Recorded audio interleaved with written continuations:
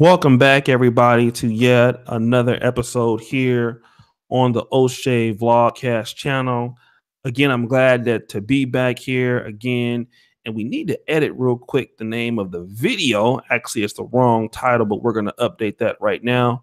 For those of you who are coming into the title or to the channel, go ahead and like the video. For those of you who are watching the restream, like the video. And I'm with today a guy that needs really no introduction, guys. The brother is just the shit. You guys know him. I know him. He's a great author, a loving father. He will get off the Facebook with you after 5 minutes. The one, the only Ron Wills, man. And we're talking about today. The game is about masculinity. I don't know why is saying something different, but that's what we're talking about today. And I'm just so glad to have a brother here. What's going on, Ron? Ron Wills? Hey, you know what? I'm doing great, man. I'm doing great. I had to put some away because I'm using a phone and whatnot, man. You know, Rob had to like upgrade and everything. But no, I'm doing great, man. I'm doing great because you know what? I want to thank everybody that supports us, supports this vlog class, supports the black male YouTubers who are doing some things. Just want to thank you. I'm honored to be on the show, and I'm ready to talk about usual trash. I got to, I'm feeling good, Okay. So he's feeling good, y'all. So this is what I want to know, and everybody is there, man. Shout out to everybody. Like the video. I guess what I want to know is the game is about masculinity. Yeah. This is a very interesting topic, as almost every topic that you have. 100%. You're probably the best content creator in Black YouTube with your unique ways of portraying stuff. You never run out of content. You and LAR Movement, man, I think are like probably two of the best content because you're so consistent and you come up with this. But what's the reason that you wanted to talk about this particular topic today? Well, first, let me give a shout out to LAR Movement. That is probably one of the most underrated YouTubers. People don't know how good his content is. You can click on a random video and he's gonna give you some deep stuff. Yeah, he's good. Really good. And that brother is just that quiet type. I mentioned him in a video one time. That's that brother who nobody in the neighborhood mess with because he's quiet. And if you get him mad, that's the dude who'll fuck you up or something just real quick and then be quiet about it. It'd be like, you shouldn't have messed with me, man. He'd be laying in a pile of blood or something, man. Right. Now, that brother, y'all definitely check him out. But the game is really, if you really think about what really gets a woman, what really turns her on, is that raw masculinity. Because think about what really turns us on about a woman. Like if you see a woman and let's say she got a fat ass, pretty face, but she act like a butch dyke, most of us ain't messing with her. And I have to emphasize most of us. There's some dudes don't care, but most of us ain't going to mess with her. Okay. But it's the same thing because if you really look at this culture, this society, it's really hostile to masculine energy. I had a rant that, I had people still talking about it and whatnot, where they talk about toxic masculinity. And I was just like, man, yeah, it's not toxic when you want somebody to, go see what that sound is, or it's not toxic if you want somebody disrespected you and you want somebody to fuck them up. But other than those things, it's this thing that you got many forces in society trying to take the masculinity from a man, trying to say, oh, you should be more sensitive. You should be this and that. And, for any men who ain't with that, there's some nice jail cells waiting and everything. So it's like, you've had men who've grown up, they grew up in single parent households. Maybe the fathers weren't around. And it's having an effect. Now it's to the point where many men can't really just get a woman just based on who they are as men. It's almost like, yeah, we got to use some tricks. We got to do all of this stuff. Whereas it should be, hey, she sees you as the man. And the funny thing is, a lot of women complain about that. It's funny, you got one group of women trying to stamp the man out, but then say, where are the men? You know, they want that in a man, or they complaining, or they in a relationship and dude don't stand up as a man should. Mm-hmm. You know, I don't give a shit what these feminists say. Even a feminist will sit her ass down to a real man. Mm-hmm. You know, they talk all that shit and they want to do all this, but then if a real man come in the picture and say, sit your ass down, go get me a ham sandwich, a lot of them do it. And on the real, when you talk about like some subculture, some sexual subculture like BDSM or some other places, or what I know happens in like with male dancers and gigolos, a lot of times they'll pay those men to submit to them because they want that masculine energy so much. But then other times they like, oh, we're strong women and everything. Mm-hmm. But the problem is, if they got to pay for it, that means it's not out there normally. Mm-hmm. And see, that's what everything's come down to. You know, we don't, men don't hunt anymore. Men don't hunt anymore, at least for food, most men. You know, the average man don't have to fight a war or anything. You know, we just don't have it. And like I said, it's not really, we can't say it's the men. Some people try to say it's the men, but I'm like, hold up. You get a culture where if a man speaks up and stands up, like on a job, if he stands up for bad treatment, you try to do something. You try to say something. You put him down.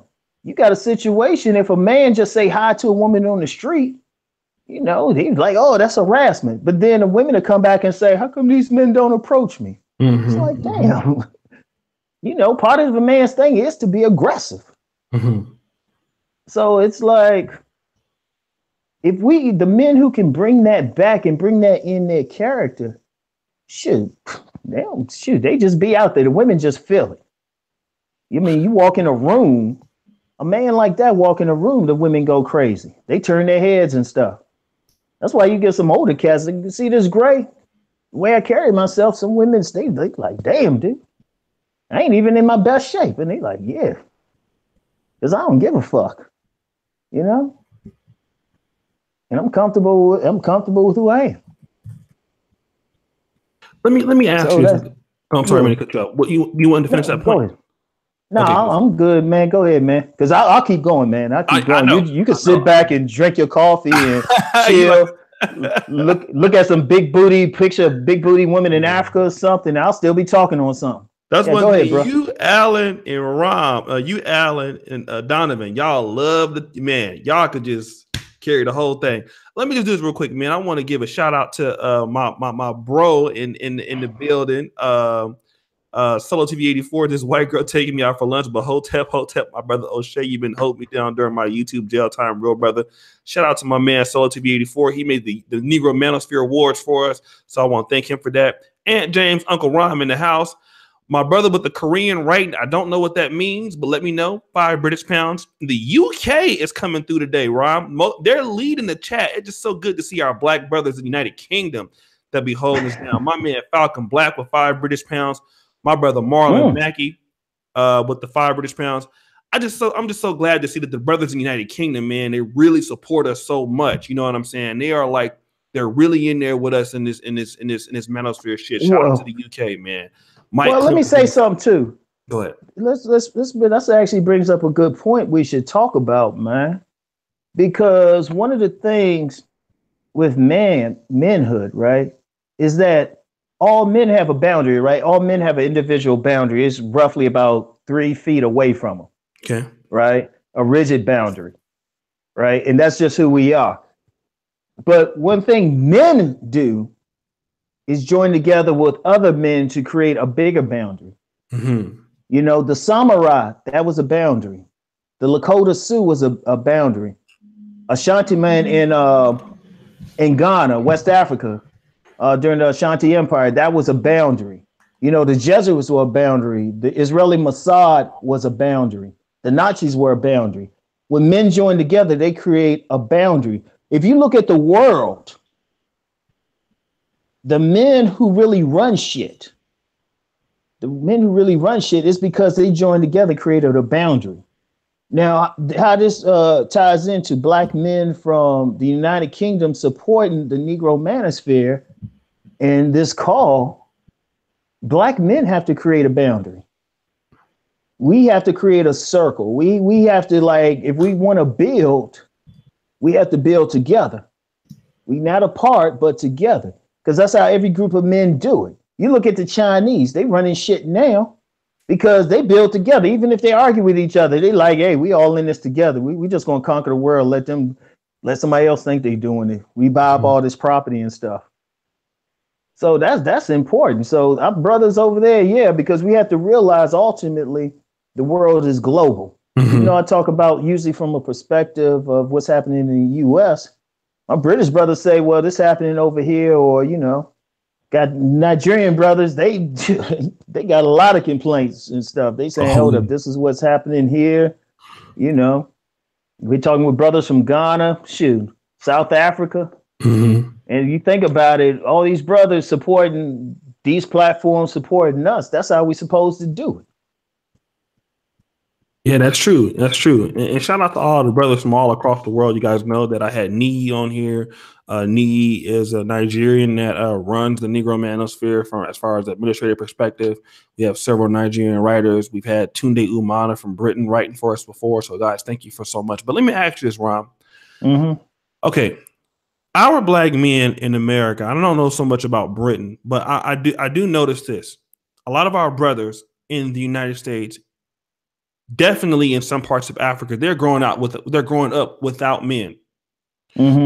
So this masculinity, how can they pick this up? Because you have it because you've been around the block of when there were some real men around. I grew up in the church. My granddaddy was a deacon, and I have a lot of men that's in my life. Although I'm considered to be 36 years old, so I have it also. But what about these other brothers, man, that didn't have those particular kind of guys in their life? How can they get this energy when they've never seen it? Well, one of the things too is to first understand is there, and two, you do have a lot of men. You got a few teachers. You got some dudes on YouTube, sports. Sometimes you got to kind of seek it out, man, because I've had all types of mentors, man. I knew this. Sometimes you might just run into them.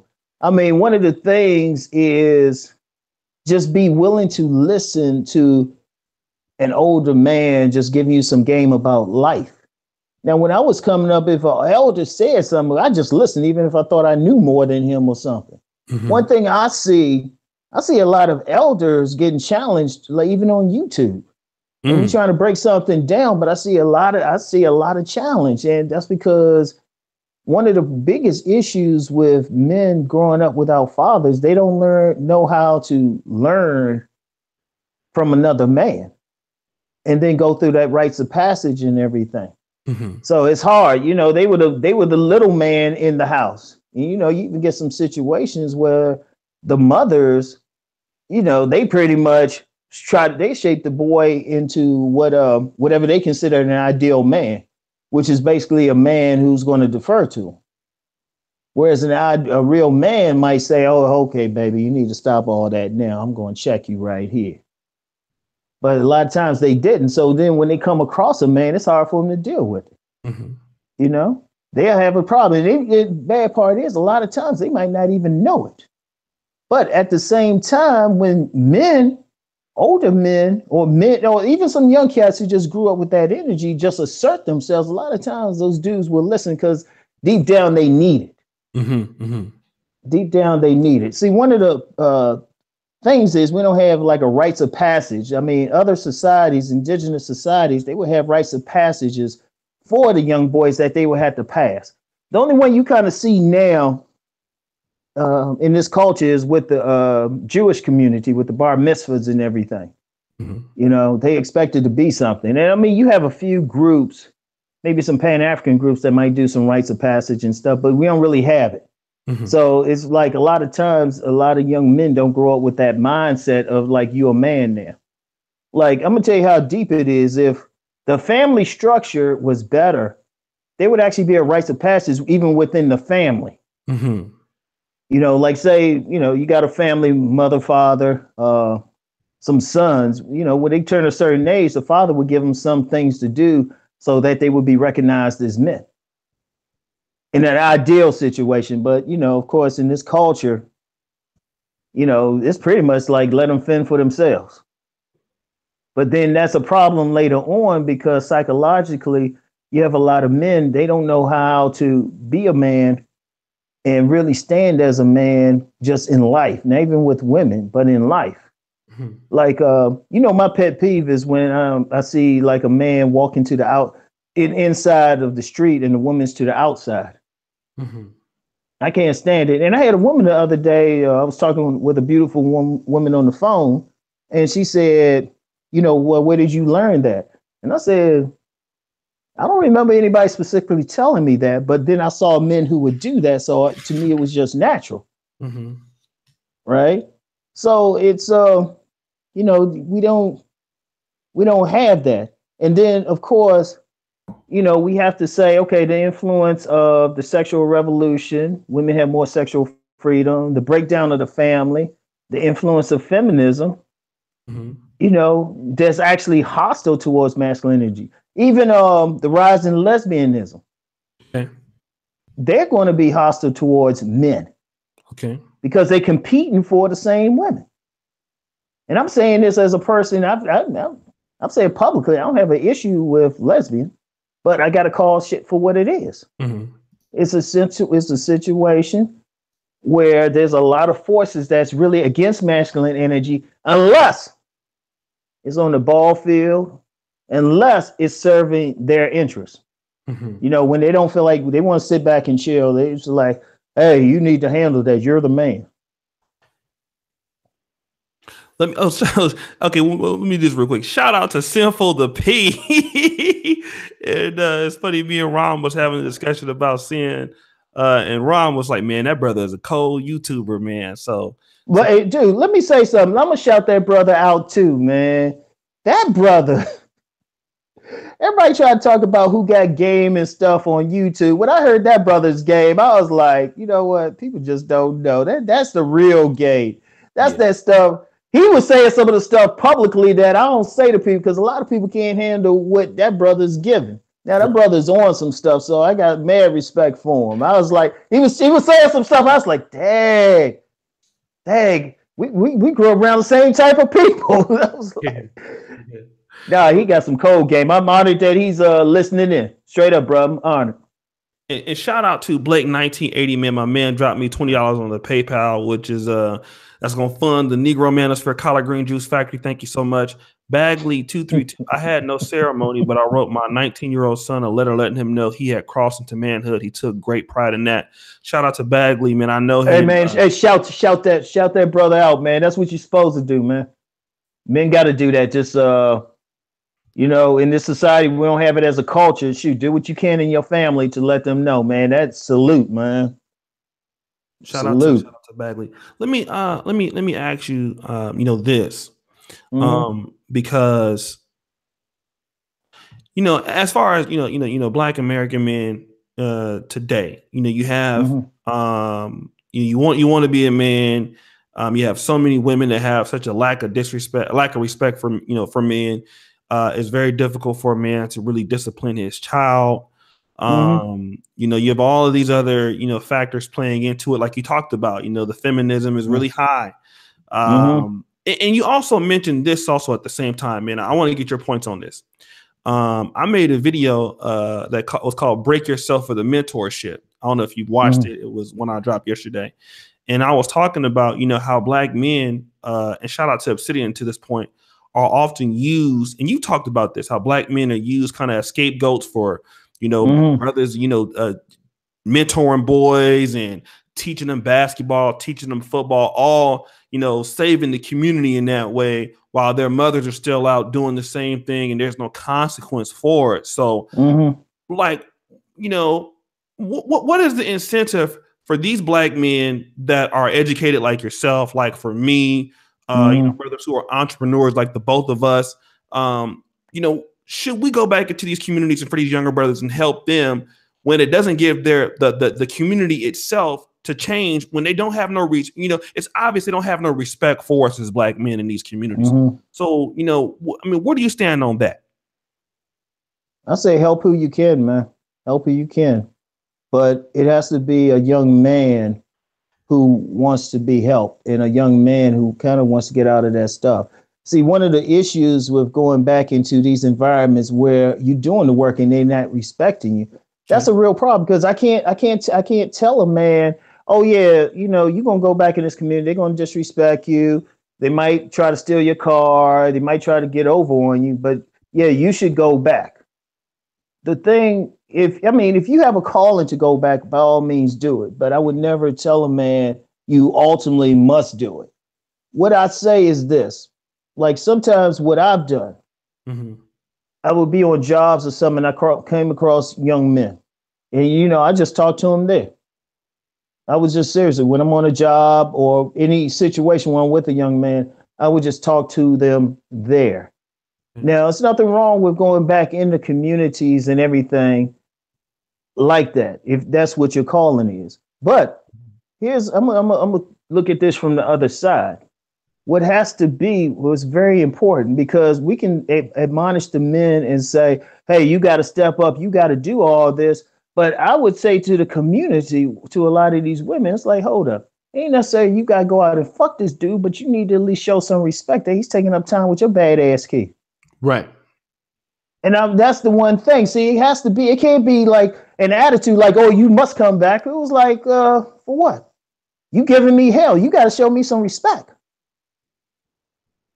Shoot, we gonna come up here and just like, you gonna be in the neighborhood with some kid or something, and then got his lazy ass father sitting over there not doing something. Right. Fuck that shit. And I can't blame the brothers who don't want to sign up for it. I can't say, you know, you going into some situation like that. You know, one of the things I would think, though, sometimes maybe if you put something or set up something where they can come out the community, that'd probably be the only way. And just say, build it and they will come. Because it's true. It's how many brothers. That I was just getting ready to build it and they will come. You got to just build it and put it out there. There's a lot of young men who hit me up. They just say, look, man, I'm trying to get out of this. I see what you're doing wrong. You know, I got some dudes now that I mentor. It's not even coaching. I just mentor.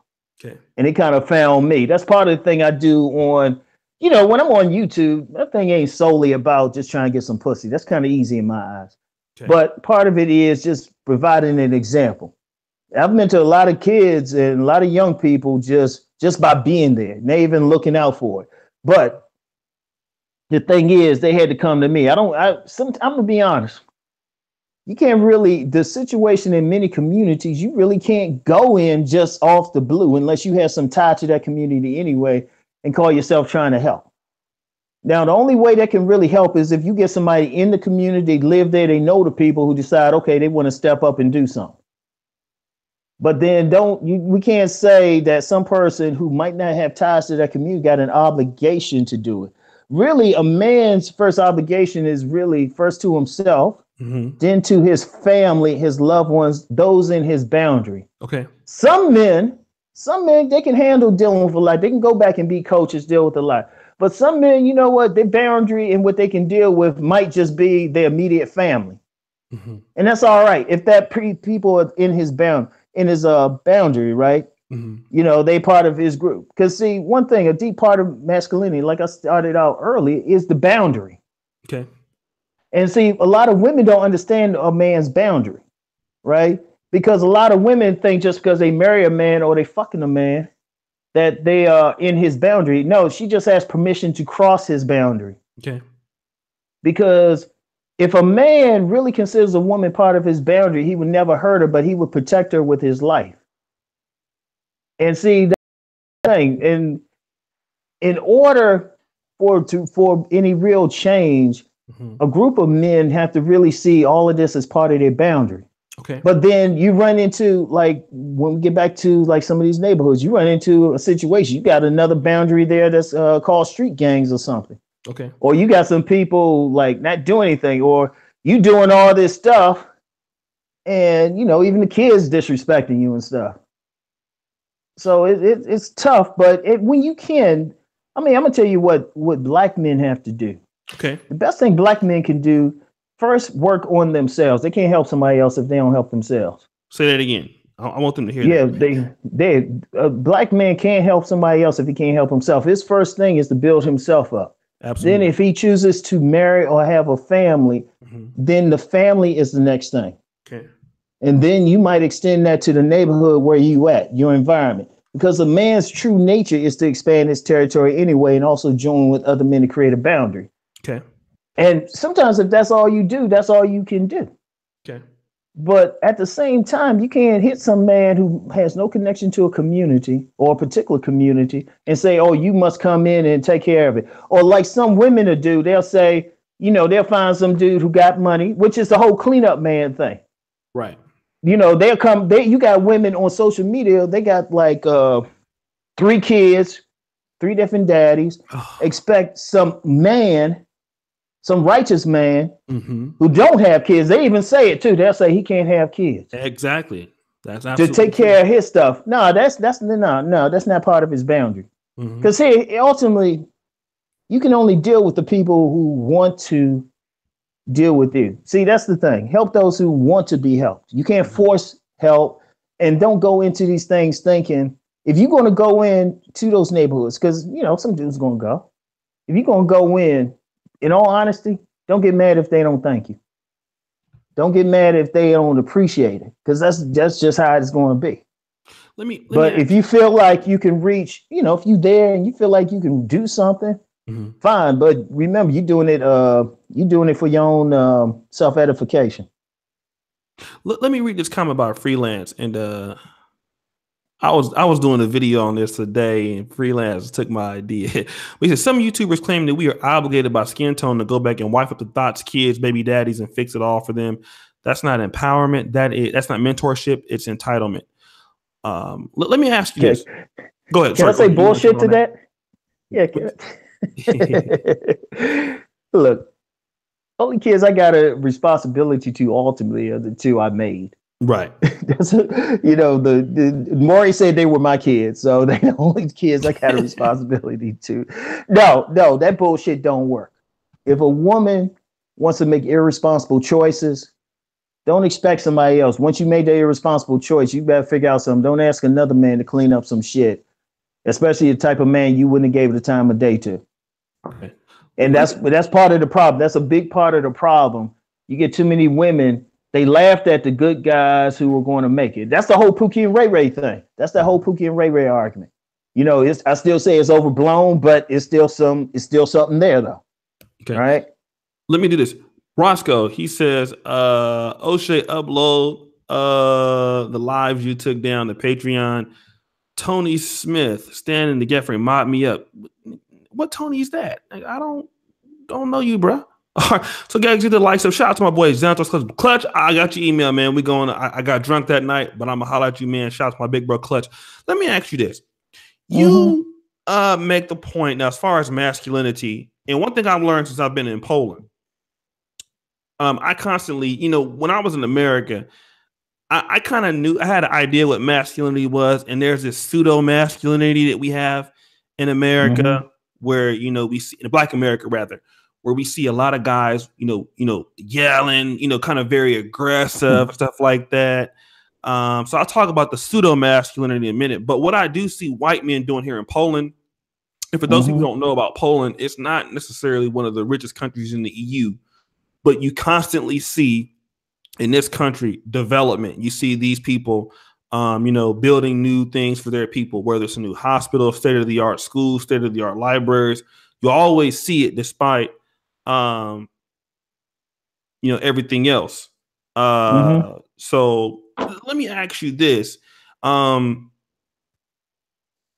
As far as building up this thing in masculinity, build it, they will come. Okay. Let's talk about how building is a form of masculinity, because a lot of brothers don't see this, because a lot of brothers don't work well together. A lot of black men don't have connections. A lot of black men never saw other black men do things like build up schools, build up homes. You just don't see it. I never saw it. Let's talk about that being an important part of masculinity, so that we can also help other brothers and bring them into stuff we want to do by them seeing what we're doing. Well, it goes back to what I was talking about boundaries, right?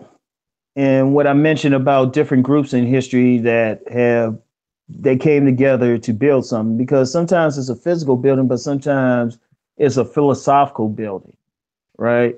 It's building together, it's creating something. Our nature is to create. A woman creates with her womb, men create with their minds in our hands. So Mm-hmm. we physically build stuff and then we also mentally build stuff together. That's why men build join together. We built this society, men built this all this. You know, we built these roads, we built these homes. Mm-hmm. All the philosophical systems came from men building together. You know, you get a critical mass of men, they can conquer whatever. You know, it's boundaries. It's and that's the important thing. A man needs to always be building something. Like I say, don't have to be a home. Okay. Shoot. I mean, even though some men built it, it could be building an organization, it could be building a website, it could be building an alliance so that all men can eat. You know, that's been one of my big things. You know, we got all these YouTube beefs, which I need to, and I mean, just going back ever since I've been on YouTube, and I'm thinking to Yeah. myself, shoot, everybody like put their egos to the side, man. We could build something better because look, let's talk about YouTube for a second. That woman who shut up YouTube, there was I saw something about she was concerned about demonetization, right? Right.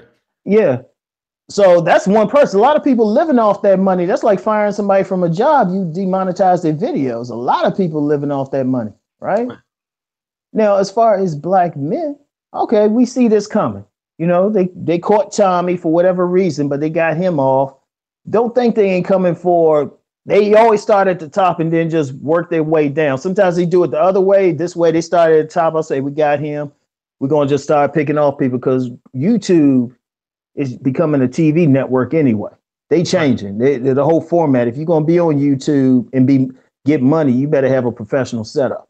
It's Right. pretty much. It ain't gonna be like next month, but in a couple years, Right. right? Now, instead of like black male YouTubers beefing off on little stuff and ego stuff, it was like, wait a minute. We put our heads together, get our followers together, man. We get a website. Shoot, put some we can start with some subscriptions or something. Mm-hmm. Then everybody can eat. We just get some support. I mean, you get a few thousand, just have some great content, and people say, all right, you pay $9.99 a month, Mm-hmm. right? You got access to all this content. You know, we it could be you could form it like a cooperative or something, make sure everybody eats, everybody gets paid, everybody does their fair share and everything, and then build from there. That's what men do, you know. But the thing is, we too caught up in the ego thing. But we got to be building because that all this stuff here, all these corporations, Mm-hmm. you know, we talk a lot of shit about the white man, but at the highest level, you can trace all these corporations to secret societies and stuff who are Mm-hmm. building. You know, secret societies, maybe Masons. That's just one of the public ones. Mm-hmm. You know, you start looking at the leadership and you find out, oh, wait a minute, all of them are part of this one club or something, even though they got different businesses. Mm-hmm. That's how you do it. That's how you do it. That's how men do it. That's how the Chinese are doing it. That's how the white man's doing it. Subgroups, Indians, Mm-hmm. East Indians, rather. Shoot. I mean, even some African men are doing it, Yeah. like Nigerians in certain areas, Sinhalese. Senegalese. Yeah. You know, because I used to do a lot of vending, still do some vending once in a blue moon now, right? Man, you have some Sinhalese, man. You have about 15 Sinhalese brothers pulling up to some vending event, got some vans and got like fabric, sculptures, everything. And they just be rolling across the country together and then be getting stuff wholesale from other stuff. In fact, it was the concept behind this book. I can't remember the author, but the book was called Capitalist Nigger, right? Oh And shit. Okay. that was the book. It was called Capitalist Nigger, Okay. right? And it was by this Nigerian dude, and he was talking about like how these different groups, like he used the example of like a Pakistani. He said a Pakistani would get off the plane and he already has a job. They'll put him in a gas station or something like that. Right. Like Sure. different groups, they'll jump into different businesses or franchises or whatever, man. That's why you go into some 7-Elevens, got a bunch of Indians and stuff, Mm-hmm. you know. or Koreans and stuff. That's how they built up. They just working together and stuff. That's how men do. Men creating. Women didn't create that shit. Men create those networks because that's building too. When men network, that's a building. But let me ask you this real quick though, and I gotta ask you this. A lot of our brothers, right? And I made a video about this, and Neely Fuller, Jay Miller podcast, I mentioned this too. When it comes to black men, I'm gonna get to the super chats. Let me get to answer the question. Let me read the super chats right now. I ask this question, but let me do this real quick, brothers. Guys, get the likes up. We have 211 people watching right now. All right, you guys know we got Uncle Rom over here, so get the likes up. Okay, now you guys know how we do over here. This is a Black Male Podcast. If you can donate in the super chat, you know how we do. You know, I put all the monies besides the money that I do for tricking on these fat bitches. I put it toward the Negro Manosphere. That's how we help Rom get extra monies. How we help Alan Roger Curry. We help, keep this whole thing. So, brothers, thank you for those who've been super chatting. If you have an iPhone, Android, you can put something in the pot, right? It's always good to see new brothers donating. I ain't talking about the BP Thomases or the moderators, the freelance. They donate every time. We need to see new brothers getting involved with this, right? And it's so important to see new black men to, with the forum and all that stuff. That costs money, you guys. So, when we bring Rom on and stuff like that, I try to compensate him for even coming on. He doesn't ask for it, but I try to do that, right? So let's help keep our best people wanting to do stuff for us by super chatting or by doing what we need to do as far as liking the video. Let people know that we appreciate them. All right, so let me do it. My man Colin, love your live streams, $10. Thank you so much, brother. Charles Abram, break yourself for the mentorship. J.O. Edwards, always donating. Roscoe, upload the lives you took down to Patreon. Okay, I'll do that. Falcon Black, when I have a family, I'm going to create a coat of arms to have my sons go on the rite of passage, hunt deer in the Scottish Highlands. Shout out to my brother. Let me just talk to you about this real quick, Ron. As black men, when we come across one another, there's a negative energy. Okay. Now we have, as a group of black men, African Americans, those from, sons of, the ancestors of slaves. As a group, man, we have at least a $500 to $600 billion spending power. But we are in so much competition with one another. When we come across a brother, there's a mean mug. When we come across a brother, there's some tension there. Even a brother that we don't know is always like, man, I don't even like this nigga. When we have a black male boss, and I made a video on this, we're so quick to try to disrespect him or not take him serious or try to get away with things. So these are things that we need to address, I feel, as black brothers and black men before we can even get to the building part. How can these black men start to learn to appreciate each other versus looking at each other like competition or having this negative attitude like niggas ain't shit or having attitudes with other brothers that we don't even know? How can we overcome that? Well, one thing we have to realize first, we have to realize what the real deal is. Okay. Why do we feel this way? And part of that goes to the greater culture. In fact, a lot of greater cultures, people around the world know if brothers actually get into business, we great at dominating in sports or on the ball field. If you get brothers who got into business, economics, politics, and stuff with the same energy, we dominate. So, one of the things, and this is going back to colonialism, slavery, is to say, oh, put us against each other. Even though that Willie Lynch letter was a 20th century creation, the general principle there was right. We're going to fight each other instead. We're looking at each other as competition instead of saying, hold up, if we build together, all of us can eat. It's that simple.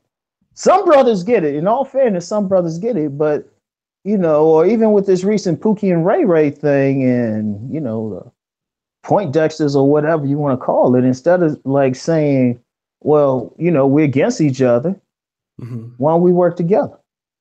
Why don't we work together? We can build. All of us can eat. Everybody play their part, and that's how other communities do it. Everybody plays their part. The CEO, the white CEO might not seem to have anything in common with, that deer hunting redneck. But when things come down to it, trust me, they on the same team. They ain't going to have dinner at each other's house. So we got to look at a general way. Now, you don't have to get along with every single person, but at least don't say, look at this person like your competition.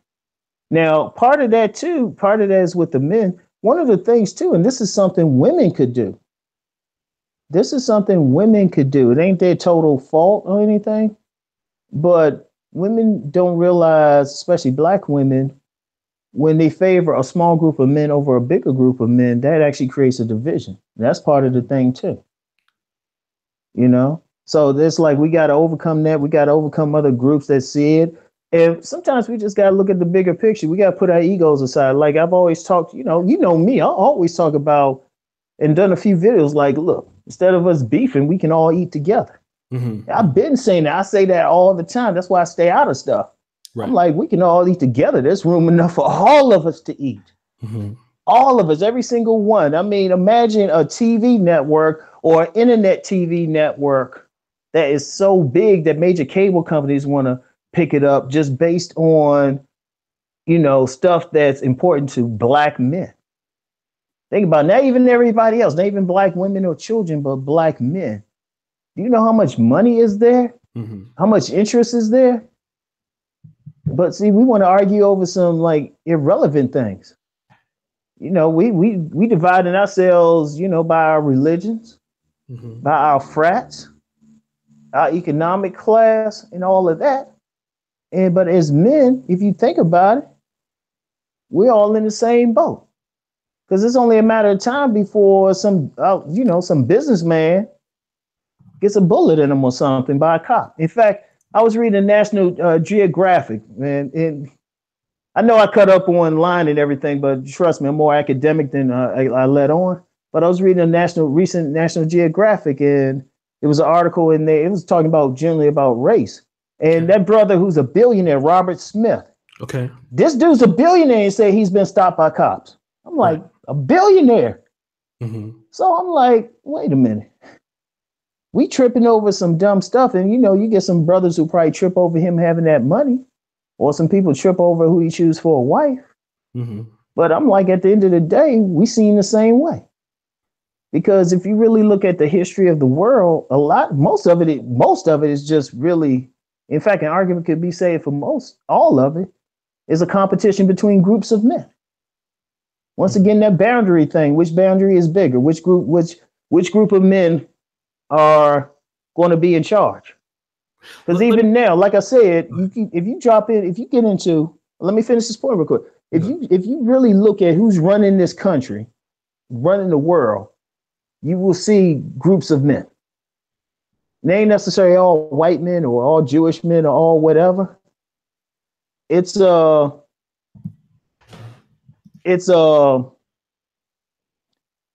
a group, an organized group of men who have a plan. They trying to do something. A collective of men like have a singular purpose. I mean, the last big singular purpose we saw was the Nazis, and we saw what they did in a short period of time. That's how powerful a boundary of men is working together. But go ahead, brother. Let me do this. I think Damiette was hitting on accident. My bad. So Tufok Lawal says, I'm a bouncer every time there is a black party. It's shootouts and no tips. And white party is exact opposite. Well, brother, thank you for your $5 tip. I definitely appreciate you, brother, for supporting the show. Shout out to also Derezarel. She's a black woman and always supporting the show. One of the few females that do so. This is what I want to talk to you about, right? You made a statement talking about, black women. They can create this tension because they're preferring a particular group of men. Xanathos Clutch, I saw a comment that he made that, like the Pookies and the Ray Rays. I mean, not to get back on that debate, but, they are the ones that have like kind of the dominance in the black community. So my question to you is about this, right? Because talk about masculinity. I'm like, I'm educated person just like you are, but me and you, we kind of relate to the streets a little bit because we grew up there, but we also understand what it means about professionalism or what it means about being punctual, what it means about entrepreneurship and stuff like that. So we understand the other part of the game also. But some of the brothers who might not be like us, who are kind of like tweeners or whatever, they feel I mean, as far as black women are concerned, you're saying that black women are causing these division because they're preferring one side or the other. But why do black women prefer one side against the other group of brothers, in your opinion? And while you're saying that, I'm gonna go take a pee real quick. Oh, okay. Oh, dude, don't let me take over. You know what? Hey, mute your mic, man. Mute your mic, bro. We don't want to hear it. Anyway, check it out, right? I mean, and that's just the thing. It's I might use the term select and non-select, and then somebody else might say alpha or beta. But if you look at most of the competition between men, and in this case, particularly black men, a lot of it's just over women.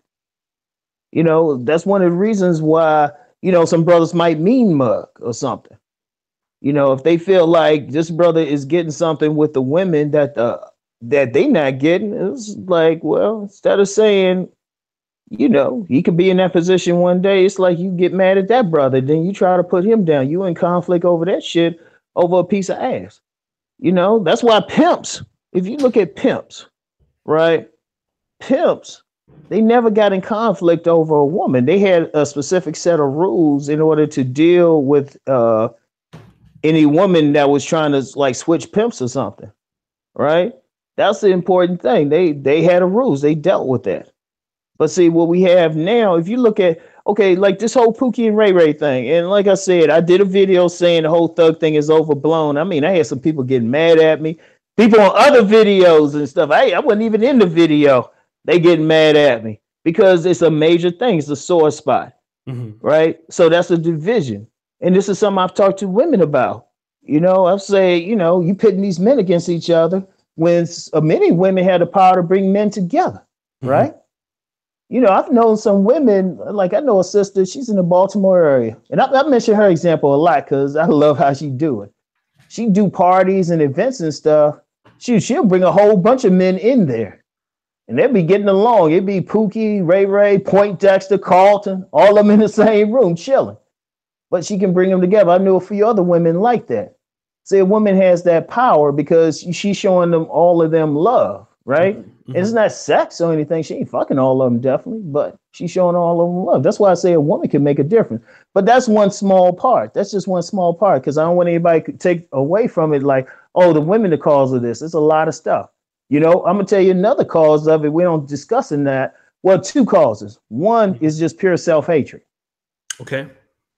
One is pure self-hatred. That's a lot because one, we don't see our image enough doing well.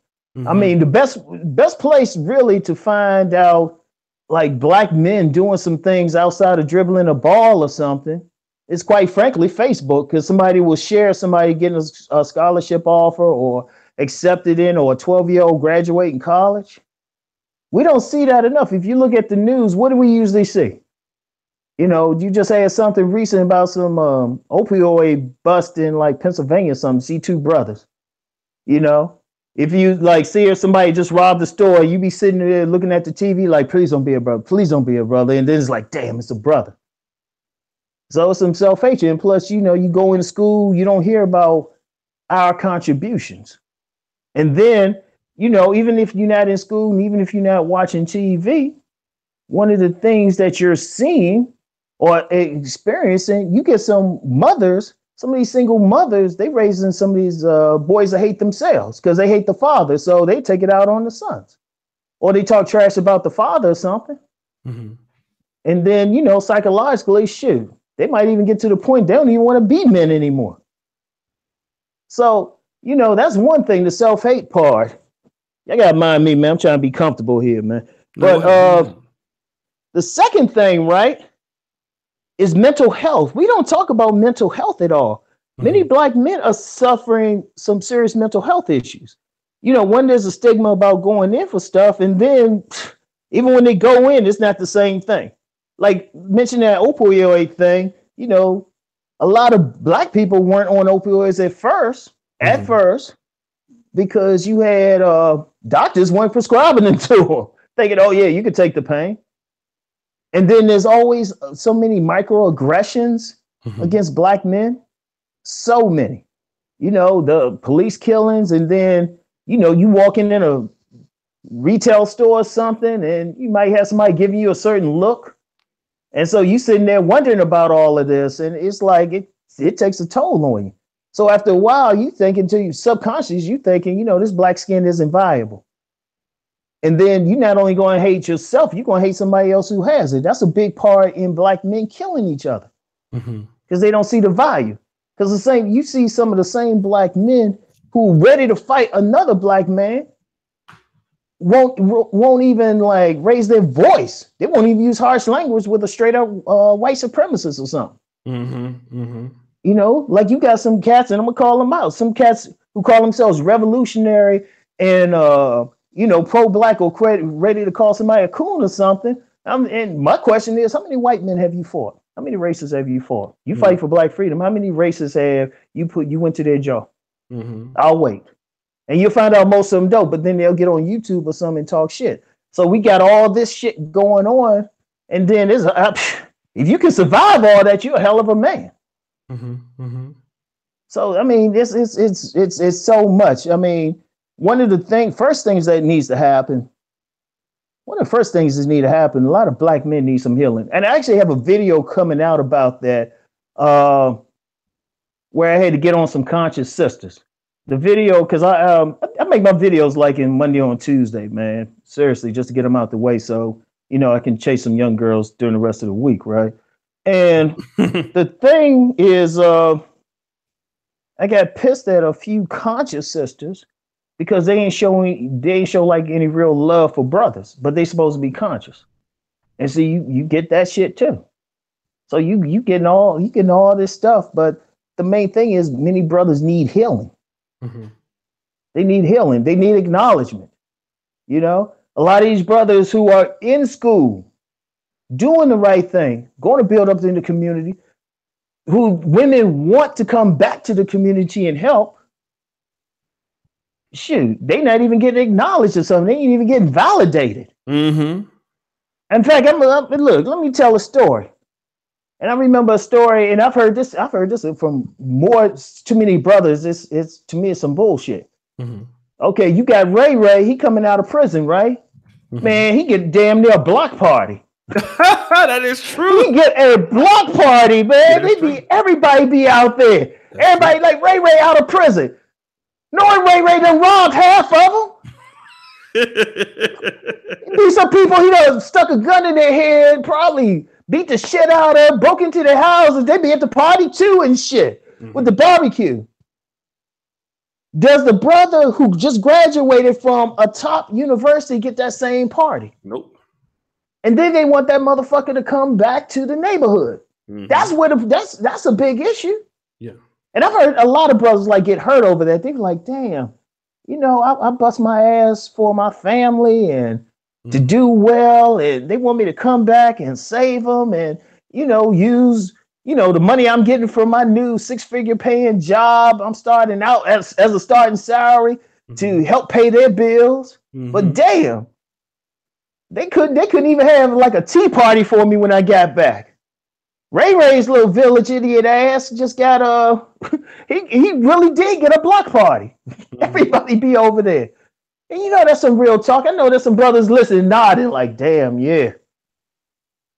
And that's part of the thing too. It's the validation and stuff. And black men need to be validated by their own. And then let's go further. Hey, shit, you done opened me up. Yeah, go ahead. Do your thing, man. Hey, let me just shout out one brother real quick before you get it. Yeah, go ahead, man. Anwan Dunbar, bruh, appreciate you for $20 super chat. V Coast pound a number 758. Thank you for brothers, man. Keep the super chats coming in. We got Uncle Ron. We hardly get him, man. So let's go ahead on, man. Get the likes up, y'all, and get the shares and the super chats. So we got Uncle Ron. He in a good mood. He typically don't talk to me longer than 5 minutes. Y'all need to go get it. This is a classic right here. Keep going, Ron. Well, these brothers, it's the thing with you get a lot of people wondering why as soon as these brothers get a chance, they leave the community. And I know we going off on a little tangent, but we got to get this shit out. Or they complain when these brothers get a woman who's not black. Or we complain when these brothers say, you know what, I'm going overseas to get a woman. Well, shit, how you going to get a woman out the community or want to like connect to a community that couldn't even say, hey, out of boy, you got a degree? Usually they saying, hey, can you let me hold $100 or something? Shoot, we got to start thinking about that. You know, what you said earlier about brothers coming back into the community. Well, damn, the community didn't validate them. And you feel bad for them. It's like, damn, they wanted to, but damn, well, you know, they're going to celebrate somebody else. And then they get mad at the brother. But they want them to get Uncle Junior and them's funeral expenses and shit. You know, it's like, and that's part of the problem. That's a big part of the problem. All of those things, everything I mentioned, everything play a part. It's never just one thing. I forgot what I was going to ask because that was so long. You know, I can talk, man. I told you, man. I'm saying I don't have a job, man. I don't have a job. I can talk, man. I was going to answer. And I'm going to ask a layer of questions. And guys, thank you for being in here. A lot of people are just so excited to see you here, Rob. Here's what I've been hearing. Like, and Chrissy made this point. And what she's saying is, when it comes to like in this particular culture in Poland, and shout out to LAR movement, and even in Ukraine, and from what I know about people, I have some friends in China or Saudi Arabia, the best people in those communities, they do assert themselves. They show themselves doing stuff. They show you know what they're trying to do. And you can see it, and you can see as to why you should listen to them. They give those people a reason why they should. Now, as far as like educated, you know, brothers are concerned, like we are educated, but you know, even like something like the Negro Manosphere, where we didn't even really have something like that, a website, you know, something as simple as that. Black men have failed to control their own image. You will hear a lot of black men complaining about, well, you know, these black women don't respect me, or but black men have dropped the ball in controlling their own image. So we gotta talk about the fact that, you know, if these, you know, people who are being promoted, whether they be drug dealers or rappers and stuff like that, do you think if black men were to take control of their own image and show the black men who are good, who are decent, could black men can they change people's perceptions of them by maybe doing a little bit more, coming up with their own media, coming up with their own movies, coming up with their own things, you know, opening up their own industries. Man, that's what I promote all the damn time. That's all I promote, man. Because here's the thing. Who's going to do it for us? It's not in the look, you got many forces, even within the black community, it's not in their interest to promote a positive image because for whatever reason, they benefit from it. The prison industrial complex benefits from blacks being in trouble. I remember when I used to work with the court system in DC, right? You go down there, you see all these white lawyers, white men and women, you know, they basically eating off of these black men who couldn't control their own impulses. Everybody's doing it. So that's the first thing. It was like, you know, and that's what you're doing with the Negro Manosphere. We need other people to come up with some stuff. And we got people doing it, but we got to bogart it. We got just like we can have that passion to talk about, you know, LeBron or Stephon Curry, or that passion to be like, you know, 55 years old and out there playing football, or, you know, touch football or something like that, or wearing jerseys of our favorite team. We got to have that passion for business, our passion for controlling our image and presenting the image. Shit, we need the filmmakers, media especially. Anybody, and this is a challenge, anybody listening, if you know how to make film, shoot, we will get you the writers. Writers write the positive stories. Just write them. We'll get you out. You know, filmmakers make the stuff. We just got to bogart it. There's the thing. We can't ask the greater culture to do it because they're not going to do it. It's not in their interest. There's no money in it. You know, they ain't gonna promote that image because shoot, on a deeper level, you know, we talking about a competition between groups of men. Okay. You know, so the greatest society ain't gonna promote the image of some strong, positive black men. Okay. Shoot, because you know the women will go for them more than they are now. But what we got to do is just say, you know what? Why don't we do it? And we got the means to it now. Like, okay, we can watch with all these devices out here, all these all these smartphones, TVs, tablets, whatever, computers, whatever you want to do, right? All of them need content. You know, instead of us complaining about the images that are shown or not shown, let's just create them. I mean, you can create a film with a smartphone. I know a young lady who did that. We can create it. And then they say on that level, yeah, that's the only way that's going to change if we decide we're going to change it. Otherwise, it's going to be the same old, same old. So I definitely think, yeah, that's you know me. That's why I say, you know, bump all these beefs and stuff on YouTube, man. Let's all work together and eat together. No, I definitely agree. Shout out to my man Cornelius Edwards in the chat room. And let me just read these 2 super chats. Xanathos Clutch says, the lack of validation from the community is why I left and moved to Northern Virginia and eventually out west. Ask Rom how effed up niggas are in DC and PG. Shout out to Ted Randolph. But fam, don't you think at some point, you know, it's like a percentage that will catch on and keep, but not everyone is willing to do it. Just let them be. Okay, so I think shout out to brother Terry Randolph. He's a Ghanaian Canadian. So I guess what he's saying is, all right, you know, you have brothers that are, you know, basically as a small group, and you know, we as a group that we are concerning. Shout out to Blake, and I say thank you again, brother. We're trying to help the other group, but then some people are not going to catch on. I guess he's asking, do you worry about the people who are not really trying to catch on to what brothers are still saying or what we're trying to do, or do we just keep forward on what we're doing and not worry about who's not listening? We keep going forward because here's a little secret. If you look at the world, right, you really got 3 groups of people. You have the herd. Those are the masses. They followers. Okay. They sheep, right? You have the creative people. Well, no, you have the elite. Those are the 1%ers. They don't, you know, the Illuminati, secret societies, but they don't really control people the way people think they do. All they do is put up fences. That's all they do. You know, and they just make it so, and, you know, they just try to make it so that the herd doesn't want to stampede the top people. You know, very slick, very efficient. I mean, just from a cold-blooded perspective. And then you have creative people who try to free the herd or wake them up. Really, all you need for black men to really assert themselves is a critical mass of black men. Like in the United States, if you get 13 to 25% of black men who just say, you know what, this is what we're going to do, it changes overnight.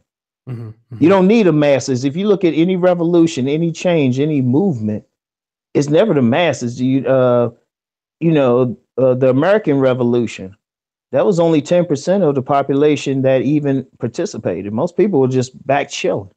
So you don't need that. You just look, if you get people in the right place, you can change anything. Like say, I talked about filmmakers. All you need, honestly, and I'm gonna use an example of the Black Panther movie, right? You saw how people did that. But if you really look at that, it was some actors, it was a writer, producer, and everything. Now you could get, all you need is one person with social media. Now you need one person with just that right combination of timing, charisma, the right words could spark something. And they could do it like I'm doing, just sitting here talking like this. That could spark something. That's the beauty of social media now. All you had to do is put the thought out, and then you just need a critical mass of people just in the right places. You need the people who can create the movies, create the propaganda. That's the main thing. Create the images. People, you could get one person who can create a business, like a movie studio, a retail operation, something which can employ other people. And then that could make a difference. You don't need a lot of people to be on board because a lot of people ain't going to be on board. They're sheep. That's just the bottom line. They're the herd, the cattle, you know? some of the elite call them useless eaters, and they're going to stay there. Mm-hmm. But if you get a critical mass of people who can raise their consciousness and say, we're going to change, and then just have them in the right place, all that's going to happen is those new people rising up, they put in a structure just to direct the herd. Okay. That's it. They don't even need to know what's going on. They don't need to be deep. They don't have to read anything. They just have to follow along, which most people are inclined to do. Because it really comes down to leadership. Now, see, we're going to get into some political stuff. It comes down to leadership and black male leadership. See, right now, a lot of the black male leaders, especially politicians, ministers and stuff, things are working out the way they wanted to. But if you get I'm going to tell you what, just in one area, the black church. Okay.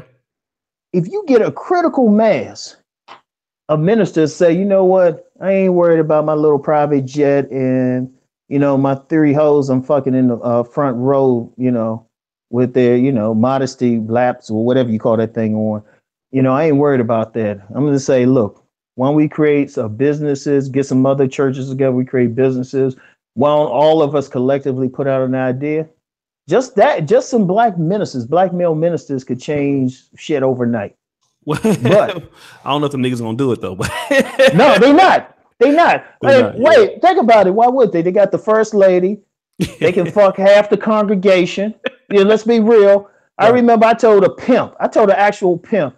I said, we were talking about ministers and stuff, and I said, pimps in the pulpit, and that pimp looked at me and said, don't insult pimps like that again. Like, damn. Let me do this real quick, Rom. I hold that thought real quick. Let me just do this. Shout out to a few people here. Let me get the super chats going on real quick, man, and let me do this. So, guys, I thank you so much. Ezekiel S. Bro, I don't know. Is it SP? Thank you for our super chat. JL Edwards, will there be a Negro Manosphere documentary soon? What's the brother, man? Al Grease said he would do one for us. And he said he would. I just gotta find somebody to write it for me because I don't want to write it. But yeah, I mean, it could be a documentary. Sure, absolutely. Uncle Anti-Gravity, Uncle Rom, do you think that we are okay? So let me do this. I'm gonna read this one, but shout out to my man Tommy Sotomayor, who's actually hitting the chat right now. It's funny. The Tommy Sotomayor? Yeah, it's Tommy. Yeah, it's the real Tommy. Oh wow. Yeah, he's actually a moderator on the channel, and it's funny because how he became a moderator. Me and Misanthropic One were doing a show about him leaving, going to Twitch, and he was trying to post his he wanted to post his Twitch information, and he couldn't do it without him being a moderator. So he's a moderator. He just, I mean, he ain't like, he don't be moderating like all the time or nothing, but he just comes through. And so I shout out to Tommy Sotomayor. Like I said, man, he's the greatest black YouTuber of all time. And nobody gets, me and him had our little problems, shit, and roast wars, but you can't take that from them, nigga. He is, what I'm saying, the best YouTuber, you know what, in this sector. So go ahead. I mean, you got to respect his game, man. You got to respect his game. I mean, I know some people dislike the brother for whatever reason, but when you talk about the overall game and his work ethic, you can't fuck with him. No. But go ahead with your question. Go ahead with that question, though. Yeah. So, guys, keep the likes coming up here. Let me just do this real quick. Shit. What did he ask? Anti-gravity. By the way, anti-gravity, I'm about 70% sure I'm going to Nairobi. Shout out to my man, Dr. Pimpin out of Dallas. That's my boy right there. Uncle Ron, do you think we are too hung up on looking for a charismatic messiah figure instead of no leaders and everyone working towards a shared goal? Great question. That's a great question.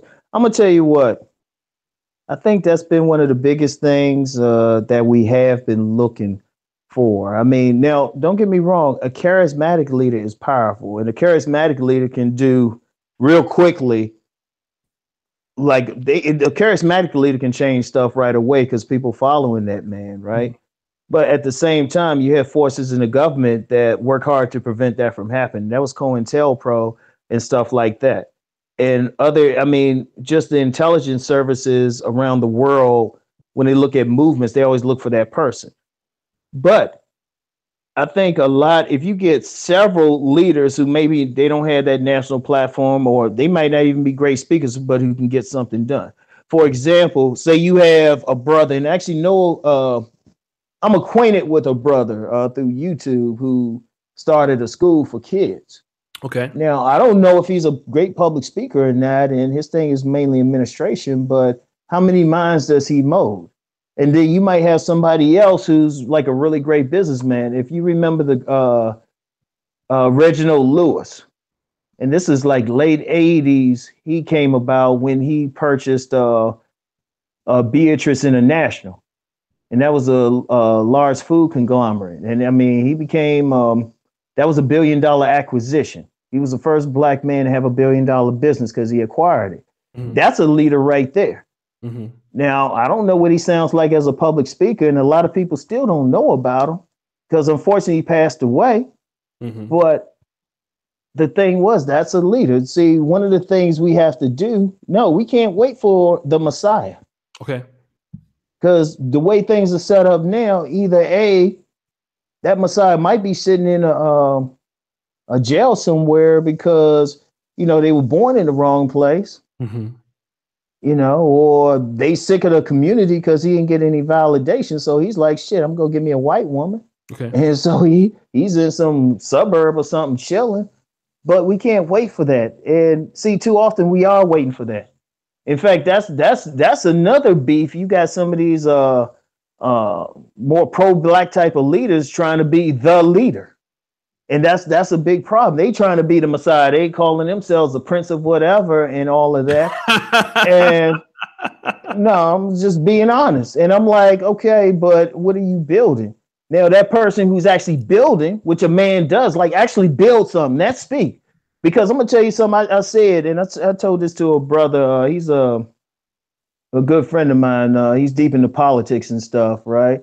I said, you know, if all we needed for freedom was public speaking, we'd be the freest people on the planet. We got some hellified public speakers, charismatic, everything. We outspeak anybody. Hallelujah. Yeah, hey, amen, hallelujah, all that stuff. Okay. Shoot, nobody can beat us on that. Nobody can mess with us on that. Charismatic, exciting, all of that. It hasn't freed anybody. If you look at other communities, and the brother brought up a good question. We don't know who the leaders are in these other communities. And they have leaders. True.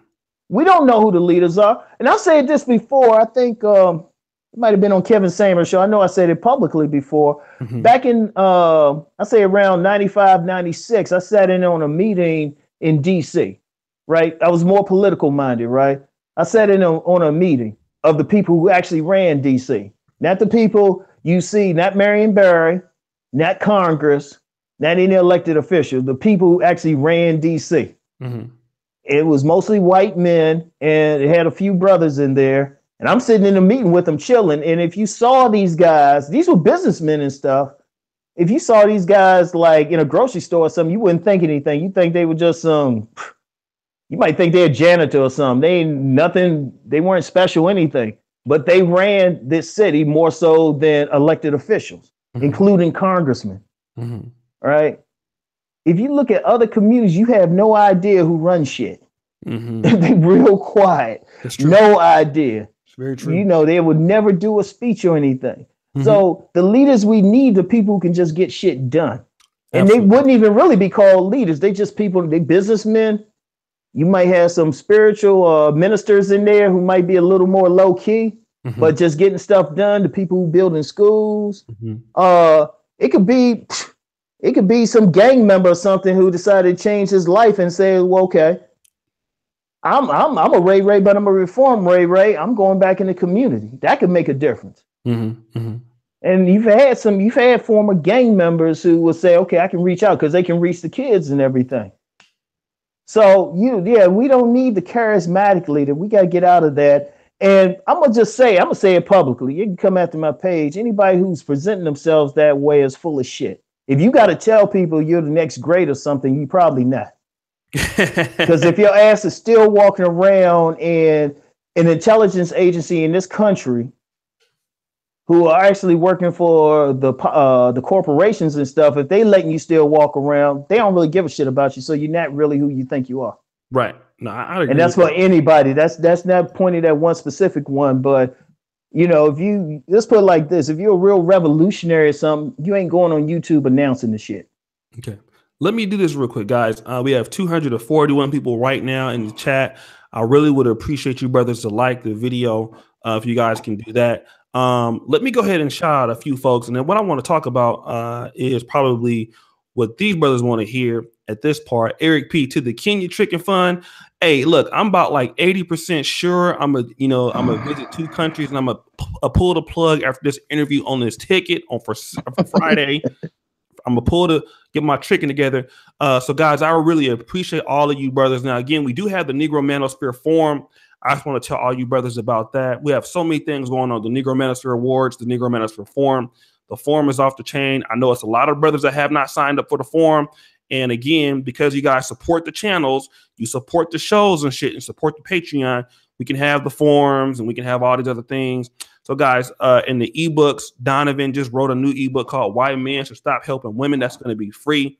Okay, so you guys, when we give you these things that you guys actually help us do, take advantage of what we have. Okay, so let me just do this before we get back to the forum. Let's get in this, Ron.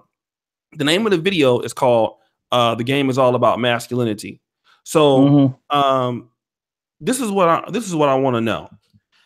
We talking about, the most important parts of being a man, which is building, which is, setting up boundaries and these particular things. But now let's talk about what's dealing with women, right? Because there are a lot of brothers out there who do have, really good work ethic, who do have a really good, as you would say, boundaries in certain aspects. But when it comes to women, they're completely weak. They don't deal with women for a position of strength. We have brothers who are pseudo masculine. They always yelling at a woman or threatening a woman and calling a woman out her name. So there are a lot of brothers who have masculinity confusing what they hear in hip hop or what they see on particular videos and stuff like that. Let's talk about masculinity as it relates to women. And I know you definitely specialize in this. How can these brothers understand their masculinity in dealing with sometimes some not so feminine women? You know what? Here's the thing. The nature of a man is to be firm. The nature of a man is to be strong no matter what that woman is doing. Our nature is to be logical. No matter what that's doing, a man stands his ground. He don't put that pussy on a pedestal. There's a certain way that a man is going to assert himself when he's around a woman, when he's in a situation. It's akin to when I'm talking about a man always walks on the outside, to the outside of the street, or he sleeps closest to the door. I don't care what her political affiliation is. I don't care what type of feminist she is. I don't care how independent she is. I'm the man there. If I'm in that space, I'm the man. And I'm going to carry myself in such a way. I don't have to tell her. I'm going to just give her a look. I'm going to look at her, right? I'm going to look at her and just say, look, the look is going to say, I'm the man here. You need to chill your ass out. You don't try to outman me. And I'm going to tell you what, it works. See, a man got to feel it inside. See, one of the things has happened just in the culture we in. We got a lot of tricks and we got a lot of simps. Okay. We're taught to put pussy on a pedestal. Okay. It's a wet hole.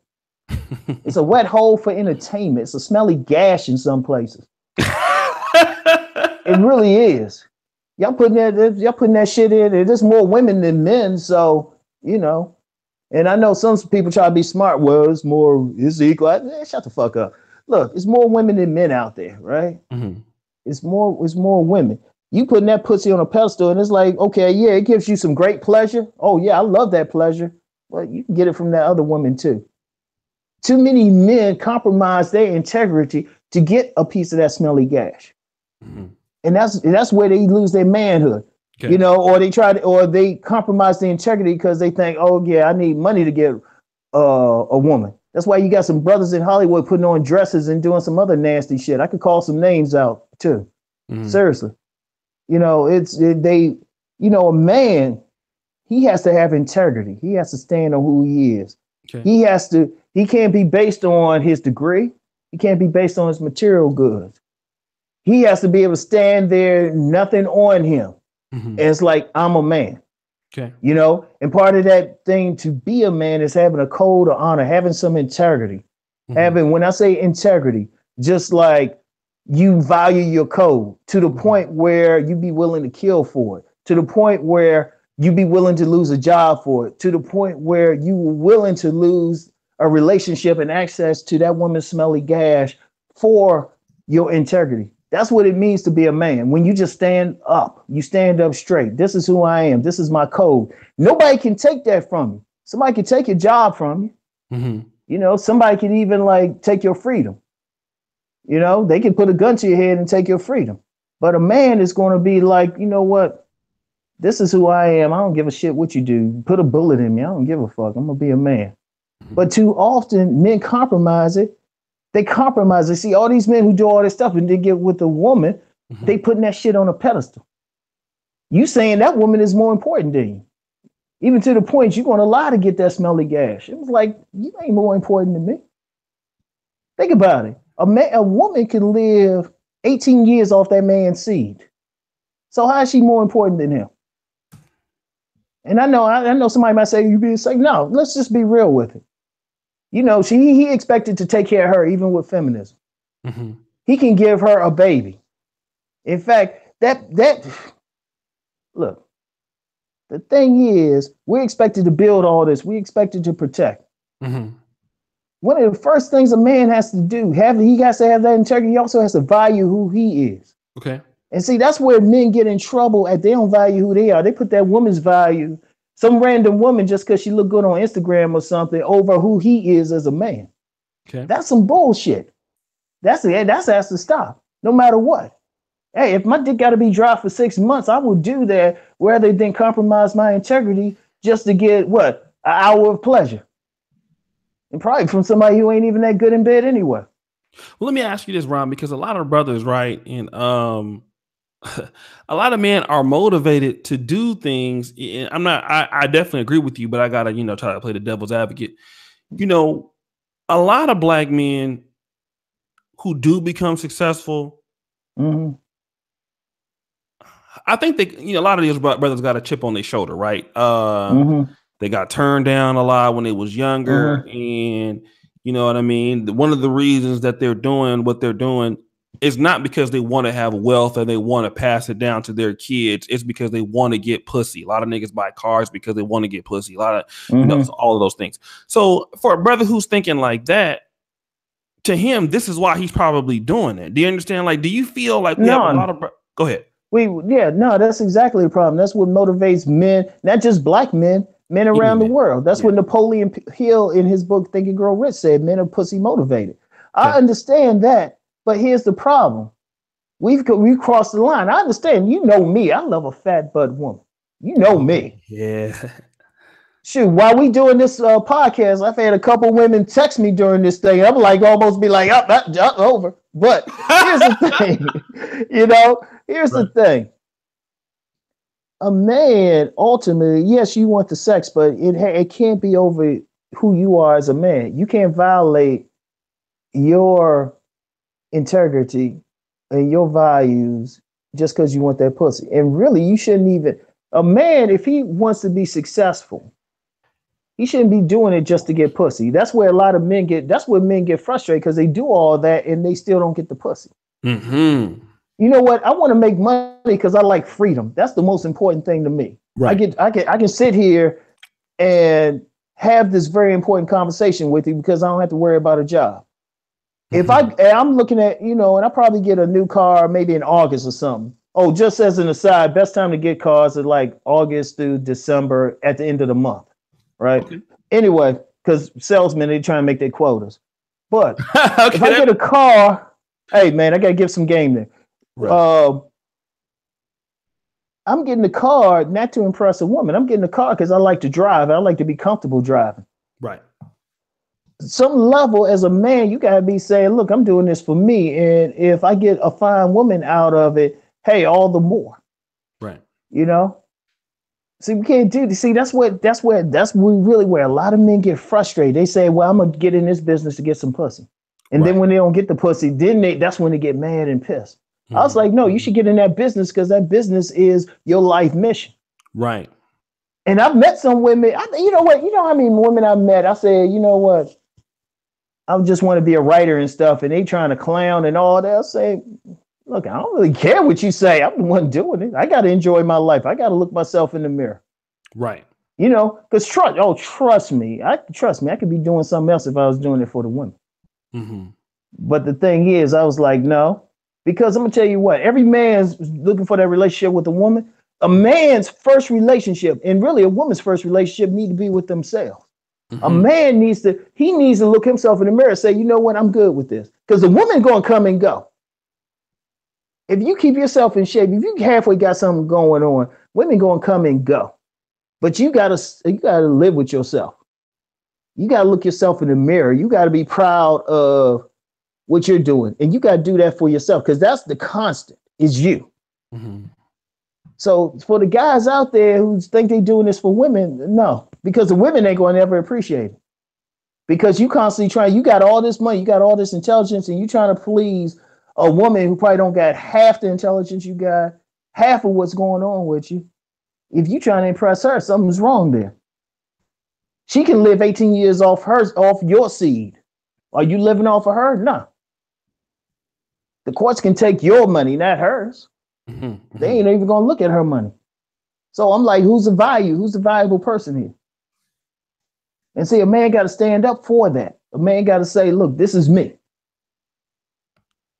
You know, they got to stop it. It's like, look, if you're a dude, you making 100,000 doing that because you want control over your life.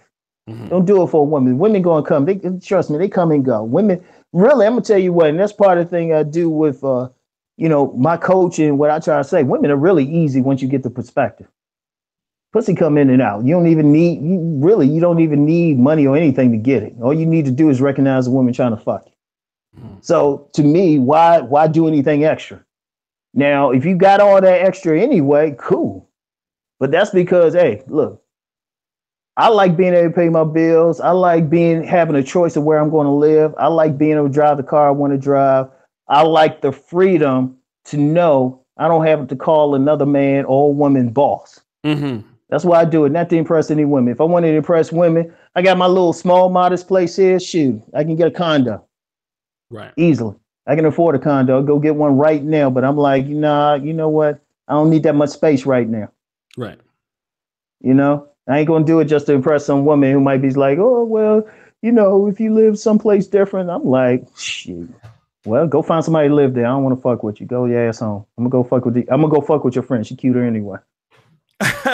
Let me just do this real quick. Again, shout out to brother Brian Jenkins. Always super chat, man. Almost every show. Thanks for the game on when to buy a car, Rom. $5 super chat. And shout out to the brother, man. Again, I appreciate all you brothers who do super chat on the show. You guys know that with your support again, and I want to publicly thank the people that do Patreon and super chat. And I was able to talk about this a little earlier when I was starting the Negro Manosphere, and it was like me, Rom, and Alan Roger Curry and Donovan up front. One of the concerns was, if we put the content out there, would the brothers support it? And I will say this: Black men have stepped up to the point where we have 300 and something more people supporting the Negro Manosphere than even the Return to Kings website does. And Return to Kings is considered the gold standard in the white manosphere. And under 18 months, they've been up since 2012. Now I know as of recently they started their backer page, but you brothers have more of you have stepped up and said we want to support this content than they have. So and that's even within the first however long they've been doing it. So you brothers, man, have really shown that you're just like any other group, if not more supportive of other brothers when you get into the content that you want. So I'm really proud. It makes me proud to be a Black man. It makes me proud to to have the Negro Manosphere and people like Rom. It makes all of us very proud, right? Because it just goes to show that you Black men can support. You Black men are serious about controlling your image and networking with other brothers, working with other brothers. That's not always true. There are a lot of lies out there about a lot of Black men, right? And we understand that that's what people want us to believe, but we know what the real is. And you brothers are just showing up and showing out. So thank you, brother Brian Tim, for the $2 super chat. Let me also ask you this, Ron. when it comes to dealing with a lot of African American women. Now, a lot of our brothers, and hold on one second. Somebody says, "Where can I subscribe to Rom?" Well, I'm glad you asked that. For those of you who want to subscribe to Rom, press 1 right now, and the link is in the description, but also it's right here. The link is in the chat, so you can subscribe to Rom right there. Hit the YouTube link, hit the bell. A lot of brothers have told me personally, like, you know what, when it comes to black women, you know, they have a hard time really respecting, you know, my masculinity, because I feel like I have to get out of character to deal with them. But when I go and deal with, you know, particular groups of Asian women, I know you made a podcast when you were talking about it, but there are some brothers that were dealing with someone from Denmark that were in the DC area or wherever you were at. Yeah, and you know, that, you know, I find myself having to deal with Asian women, but I do like black women. Why is it that with these black women, you know, they don't really have a great respect for me? I have to really assert myself with them. It's almost like a job, where when I get with a woman from another race, you know, it's so much easier with Latino women and things like that. So we have a lot of brothers, as numbers are showing, that are moving out of the community, that are either marrying. We have a lot of our top brothers who could be able to, you know, help us out. Like, for example, Donovan Sharp. Donovan Sharp had been kind of, in so many words, ostracized by the black community in certain aspects. And if it wasn't for the Negro Manosphere, he would still be at Return of Kings. And so, you know, we have a lot of brothers out there who have a lot of talent that can contribute to our cause, but, you know, they fail for whatever reason when it comes to black women or women like that, you know, it's too hard dealing with them, because they have to really, really work hard to let them know that they're a man, where their qualities are much easily recognized with another group of women. What do you have to say to those brothers who have that to say? They're correct. We're gonna go here. We're gonna go here, man. Because we're gonna go here, man. And this is coming from somebody who's about to do a woman's channel. But I'm gonna be raw on that channel. I ain't throwing brothers under the bus for it. Look, one of the things that's happened, and this has been building for a while, really since the 1940s. Okay. It's this concept of the Amazon woman. And the Amazon is an energy in women that is basically anti-male. Okay. You know, it's complex. How they form, combination of penis envy, feminism. In fact, feminism came from the Amazon woman. Even though you always had a group of women on some feminist thing, they came from Amazon women. It's deeper than any politics. And their numbers and their influence have grown since 1965.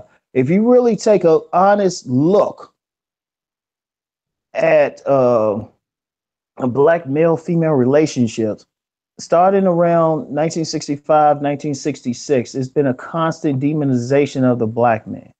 And especially after the civil rights victories, that's a whole other conversation, right?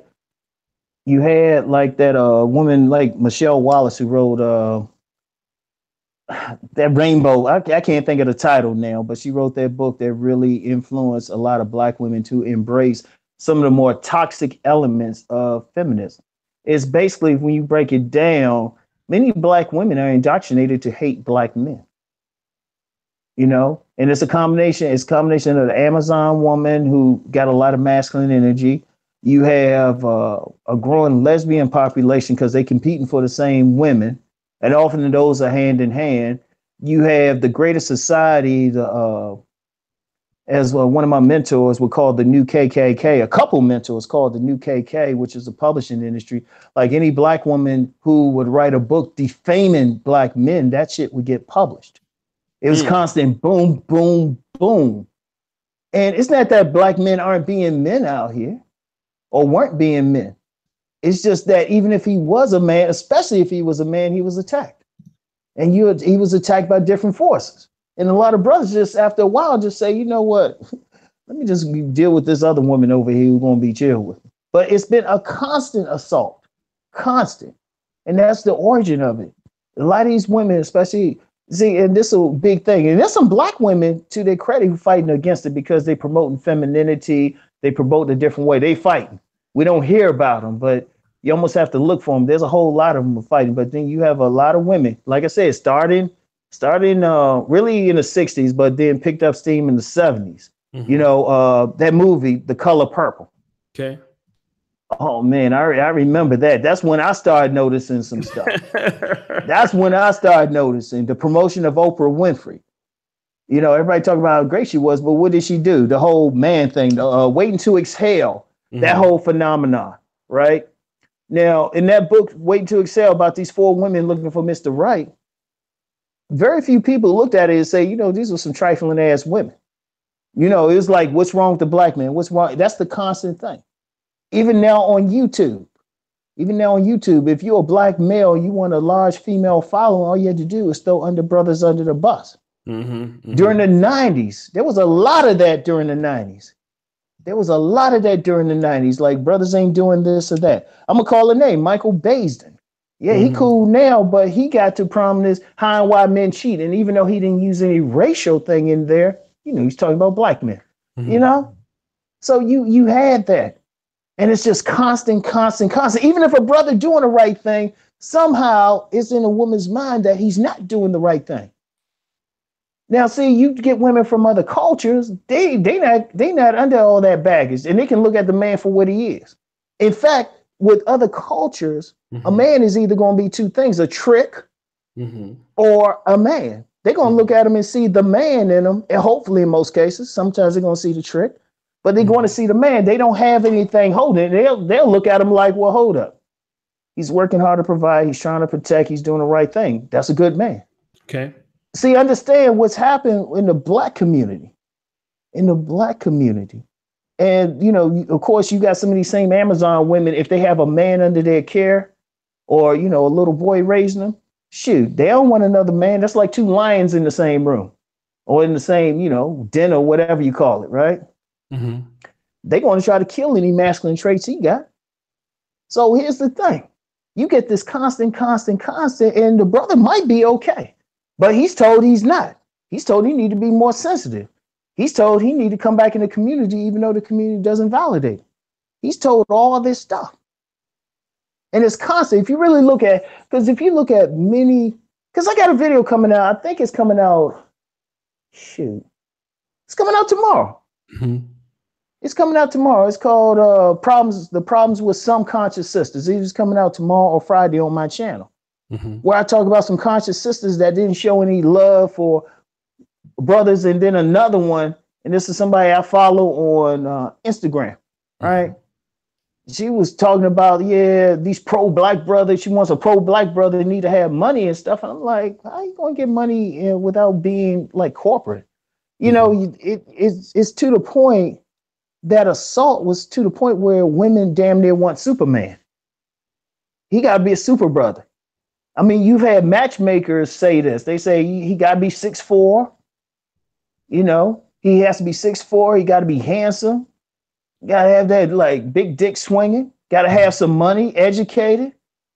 They never say he also has to have an attraction for idiots, but that's what they need him to do, you know? And it's like, it's the constant thing. And see, it's really what it is. And some sisters, to their credit, I got to shout out Rebecca Lynn Pope. She's called out, women like her have called out these unrealistic problems. See, it's not that the men aren't being men. There's some definite men who need to raise their manhood. There's some definite, but then you have some men, they still fighting along anyway. They still fighting along. But then they get attacked. You know? Because you have too many black women looking for that perfect man. And it's funny how I found that out. When I started writing, the first thing I published was called The Perfect Man. And I didn't even think about the relationship dynamic. It was just a short story to get the ins and outs of publishing, just like a test thing. And women ate it up because they were like coming back to me say, yeah, Rom, I've been guilty of looking for the perfect man. And I was like, what? That's kind of what got me and started me on the path to getting in relationships anyway. Yeah, so that, I mean, and that's the issue. It's like, it's just an unrealistic thing. Women from other cultures in general, they're going to look for those traditionally more masculine things anyway. And you've dealt with women from other cultures. If you don't have it, they ain't going to mess with you. Oh, say it again. Say that again. If you don't have it, so the thing is, so you got to ask yourself, what is it these women are seeing that the African American women as a collective aren't seeing? Mm-hmm. That's because the women with the African American community as a collective have unrealistic expectations. And I'm saying as a collective because you do have some sisters standing up against that and they speaking out. Their voices aren't heard though, but they are speaking. Yeah, I gotta give them the depth. Yeah, they lead in movements. They calling out the bullshit. They calling out. They just haven't gotten big because once again, there ain't a lot of money in it right now for them. Right. You know, we got to keep the black man as a boogeyman. And see, that goes back to overall culture, Western culture, United States culture. That's been since before Birth of a Nation, that Klan movie back in 1915. Mm-hmm. And people need to look that up. That's some propaganda. That was some straight propaganda against black men. It's always been that thing. It's some deep thing. And, you know, I'll just say I'm working on a project now that's exploring all of that, more academic type of project. It's going to be deep, bringing in some people for this one. Okay, let me do this real quick. Shout out to my man, Matty Ghost, who he always emails me, says, man, I'm about to drop $100 a day. And shout out to Matty Ghost, man. Don't forget, he dropped $100 in Super Chat. Don't forget my stock picks on the forum. All have gone up 100%. Stop the show. I want to tell you guys this, right? Every day, Matty Ghost goes on the forum and puts up these picks for Bitcoin or the stock picks or whatever. He does this all the time. I don't know if guys really check this out, but he does this almost every day. Every day he does this, right?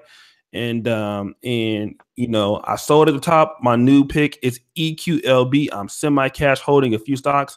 Nice booty picks on the forum, Oshay.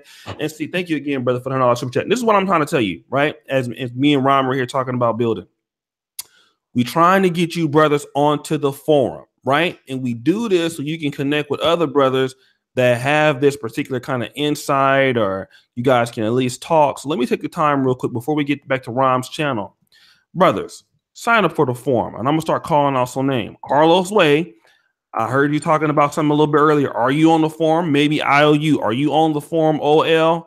Are you? I'm going to call these by names. Jahome Israel, Maximilian Belafonte, Mr. Marcus, all you brothers, are you on the forum, right? And so I want to do that and then basically get you brothers onto the forum, right? Because we have over 300 brothers on there. We have a lot of good posts and stuff. Guys, sign up over there. The forum is cracking almost every day. And while you guys are doing that, I'll approve you onto the forum, right? Because I paid like, I don't know, for the hosting for this already all year. It's like $1,000 all year for the hosting for the site. So it's already been paid for. You know, it took us a long time to put it up because we were trying to figure out how to do. We had to build a whole nother subdomain into the website. So brothers, go ahead on here and join us with us, right? Talk to these brothers and everything like that. Shout out to you, brother. Let me ask you this, Rom. A lot of brothers think, you know, when dealing with other races of women, because I hear this too. You know, this is a whole big Stephon Clark thing. Where Stephon Clark has said these things about black women, but he had an Asian woman. And so now there's been some debate. Like a lot of times black men feel like if they get with other groups of women, that they don't have to really produce. Like, you know, it's like a black woman is for the most part going to, you know, demand that you do certain things, or she's gonna talk shit about you. So I hear a lot of brothers like, well, I'm gonna just deal with a white girl for some, you know, she'll let me drive her car. She's more likely to not make me come to the table and do a lot of things, and stuff like that. So, you know, pretty much I could have an easier life and get away with some easier things dealing with a white woman or Asian woman than versus being with a black woman. Now, have you? Don't believe that shit. Okay, let's talk about that real quick. Don't believe that shit, man. I'm gonna tell you what, man. If you get an Asian woman, white woman, Hispanic, Eskimo, Martian, don't think you ain't gonna get the same shit. Sisters just do it at the front.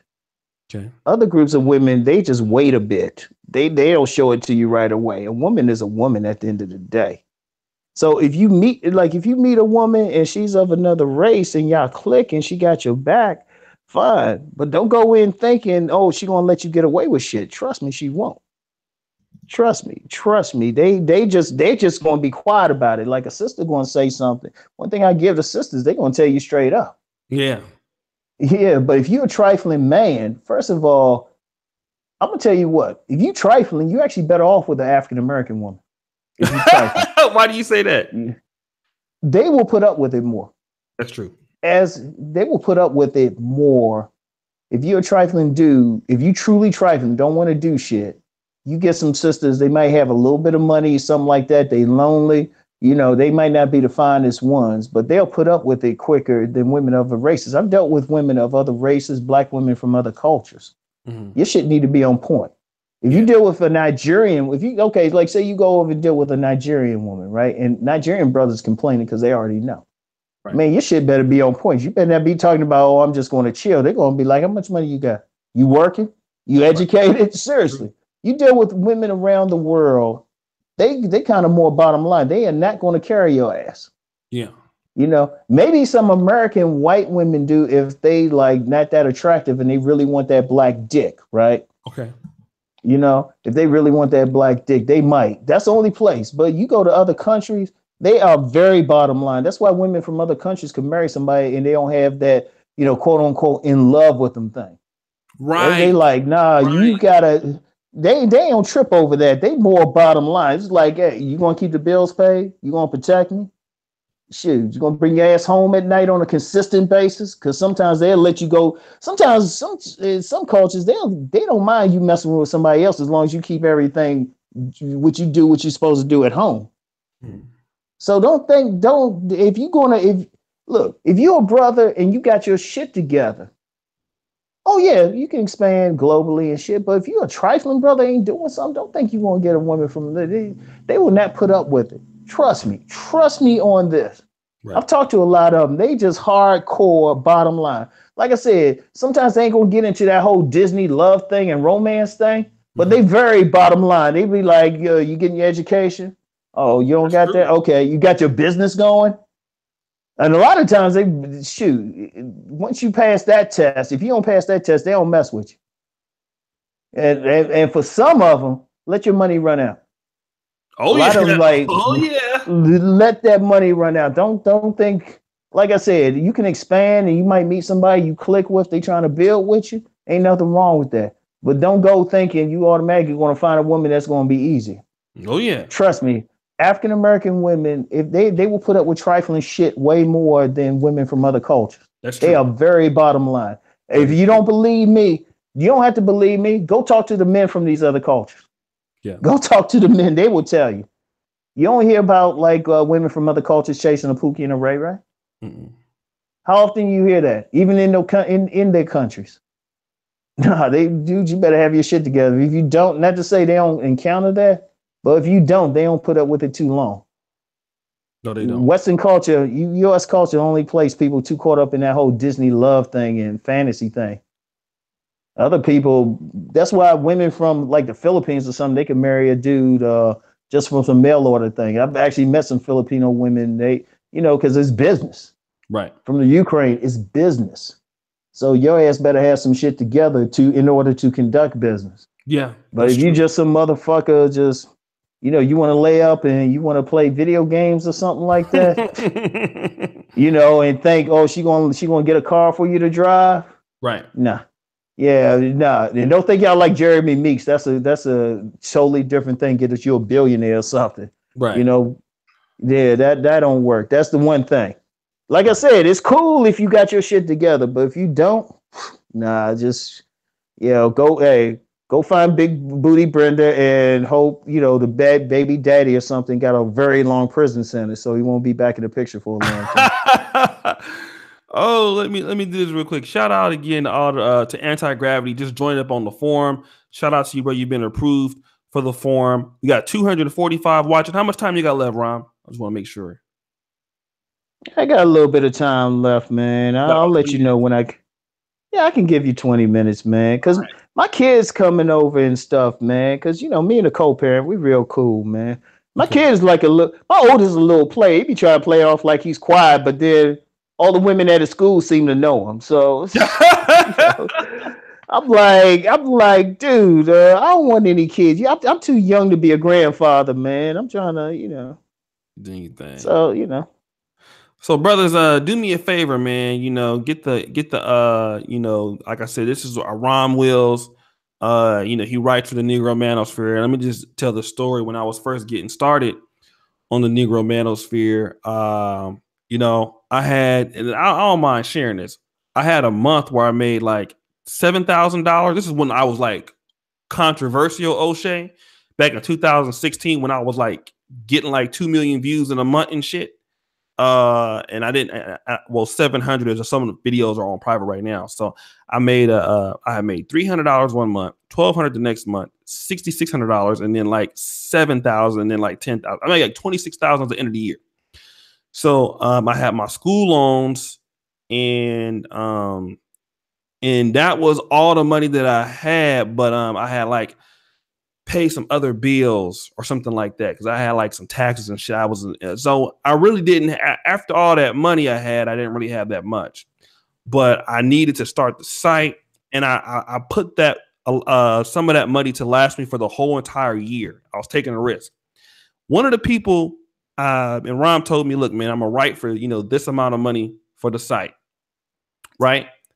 And Ron allowed me for a year. He didn't really charge me a lot, and he was putting out articles. In fact, one of his articles got shared by DL Hughley. It took the site down twice. And Ron was like, "Look, I believe in helping you get started, brother." So and then when it came time, he's like, "All right, nigga, look, it's time to go ahead and pick it up, nigga." You know what I mean? And we did. It wasn't no problem, man. Ron will tell you it wasn't no problem. And so I just want to thank him, man, because it just goes to show, man, even though I know that Black YouTubers have problems, shit like this, but we don't have no problems on NegroManosphere.com. As you guys can see, we have over 700 articles, and Ram has been an intricate part of that. He's written over 80 articles for us, man, and just kicked the motherfuckers out. And he makes Patreon videos for us. And, you can't, you can't do what we're doing without having brothers like this who, they show up every Thursday. They show up all the time. They make the videos. They make shit go so easy, man. So I just want to publicly come out here and thank him, because the Negro Manosphere would not be where it's at without Ron Wills. You just can't say it. You know what I mean? So this brother has not only helped the YouTube community, but he's helped the writing community. And you brothers, man, have made an economy where a brother like Ram can get paid to do what he does, even if it's part-time. You guys do that. So I want to thank you guys. And I want to thank Ram again for just, welcome, practicing what he preaches. He don't just come on YouTube and just say this shit and don't mean it. He's like this all the time. So I want to just, thank the brother, man, right now for just being such a blessing to everybody, man. And just, really keeping us going, because I didn't even think this shit was going to work out like this. But Ron, man, you really, really, really have inspired a lot of people, man, whether you know it or not. You've really changed a lot of niggas' lives over here, man. So thank you so much. Man, you welcome, man. But see, that's what we're supposed to do, man. When you came and said you wanted me to write, man, I was like, oh, okay, that's cool, man. Just, a little bit of money. And even though, yeah, we ratcheted it up a little bit, it still ain't that much, man. Nah, it's just, I just, I got my pimps and stuff. They wanted more money out of me, man. PlayStation and all that, man. They be eating well, man. They getting big, man. One of them trying to get real big and stuff, man. Trying to get taller. I got to fuel all of that. But no, that's how we supposed to do, man. Everybody's supposed to eat together, man. It's what I said. What groups of men do around the world is they work together, man. They don't be tripping and stuff, man. We can all eat, man. That's my whole point. All of us can eat. Yeah, we might have some minor disagreements, and then we should take that. Don't put that shit on the air and say it behind stage. Say, look, okay, this what. And sometimes you just have to say, I agree to disagree, and leave it at that. Right. But we can all eat together, man. That's how we supposed to do. Because for real, with the economy, with automation, stuff like that, it's kind of stupid to ask another group of men to give us jobs. Right. People want to march. That's stupid, man. Let's create our own stuff. And then when we deal with that other group of men, we're dealing with them as equals instead of begging them for jobs. And that's how you get respect. Because the Negro Manosphere, you paying people. That's job creation. And then if I put my money and I give it to another black man, that's helping him to grow. And all of a sudden, if you get a big group of people circulating money, and then get some ads on the Negro Manosphere, like some small black male-owned businesses, that helps them. Everybody help each other. All of a sudden, you empower a whole bunch of people, and that's really how you make money. If you want to, people, nobody makes money by themselves. No one. There ain't no such thing as just somebody just making money. People make money in a community. That's the key. And that's the thing. So whatever I had to do to help, even now I help some other folks. People know, how many times have I come on here wearing somebody's sweatshirt or shirt or t-shirt or something. Some young guys too. A lot of young guys all under the age of 30 got something, and I'm like, hey, I'm here for you. I'm gonna help you out. Right. I'm gonna put you on. Because that's what you do, Oshay. Oshay, you talk to everybody. Yeah. You put a lot of people on. You help get me big. So the least I can do is help you. That's how we supposed to work it. Right. Everybody, look, ain't nobody by themselves in this joint. Right. Nobody. Right. So if like men, we want respect. We want to stand up. We want to create a boundary, assert our manhood. Then we got to help each other up. Right. And true. No, everybody ain't gonna be down for it. Just the people who like believe in that. Some people, hey, you know what? You got to close the door to them and say, hold up, you can't come in here. You toxic. It's unfortunate, but hey, that's how it got to be. But if everybody, whoever's trying to help, right, get them in there. Whoever's trying to help, get them in there. Right. No, that's absolutely true. And, guys, we just really appreciate all of you, you know what I'm saying, for supporting us. And it really it comes down to you brothers, man, that make us what we are, right? Because we can't put out this content if somebody isn't watching it or sharing it and stuff like that. So we really thank you for that. But Ron, let me ask you this. Yeah. Black men, like I said, even though we sometimes disagree with one another. Shout out to Donnell. We have 20 million, African-American males in the United States, $550 billion spending power, at least. Maybe it might be 600 because if it's a 1.3 billion spending power, we got to at least have 40% of that. I would assume. So with that type of power, with that type of, clout that we would have, a lot of black men have not, pushed politicians to, have their say. We don't really force people to really deal with us. We don't really force people to push our agendas. We don't really force people, to really see us, to really take our needs necessary. Although, we do have the money, we do have the manpower. We could really be the voting bloc in this country that we really could force people to really have to respect us. So what do you think black men can start doing politically, even if we do agree to disagree? What is it that we can do to force, people, community politicians to get laws in our favor and stuff? How can we as black men get people to really recognize us and take our needs and concerns seriously? Yeah. Only way to do that is actually have a political party, start a new political party or a political force, something like the Tea Party or some type of movement where we specifically do that. I mean, the best thing is actually some type of party or something. That's what they do in other cultures, because the party, one is to influence politicians, but also to funnel money, to set policy, to have that's a huge boundary. And it's something if black men actually started. There's been attempts to start it, but it's been co-opted, and then we got caught up in some nigger shit and couldn't get it going. Okay. But if we really want to do that, we have to form some type of organized movement. Okay.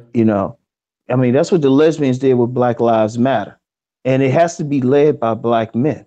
Yes, sisters can have a say or something, but psychologically, men need to do it. Right. And if trust me, that's the way to do it. That's how you get the politicians. And it don't necessarily have to be a party. It could just be a political block of men who are disciplined. And the Honorable Malcolm X said that, It's like you can go to the most racist politician and say, hey, we got 20 million men here. Or realistically, everybody ain't gonna vote. So let's just say we got a block of 7 million men, right? Mm-hmm. And we influence, we in positions of influence. We got ministers, we got business leaders, we got football coaches, everything. We got media personalities. We need you to pass this law. The most white racist politician in this country, he'll weigh it. He'll say, okay, well, I got 5 million, rednecks supporting me. I got 7 million men here who say I need to do it. And plus, they're going to give money to my campaign.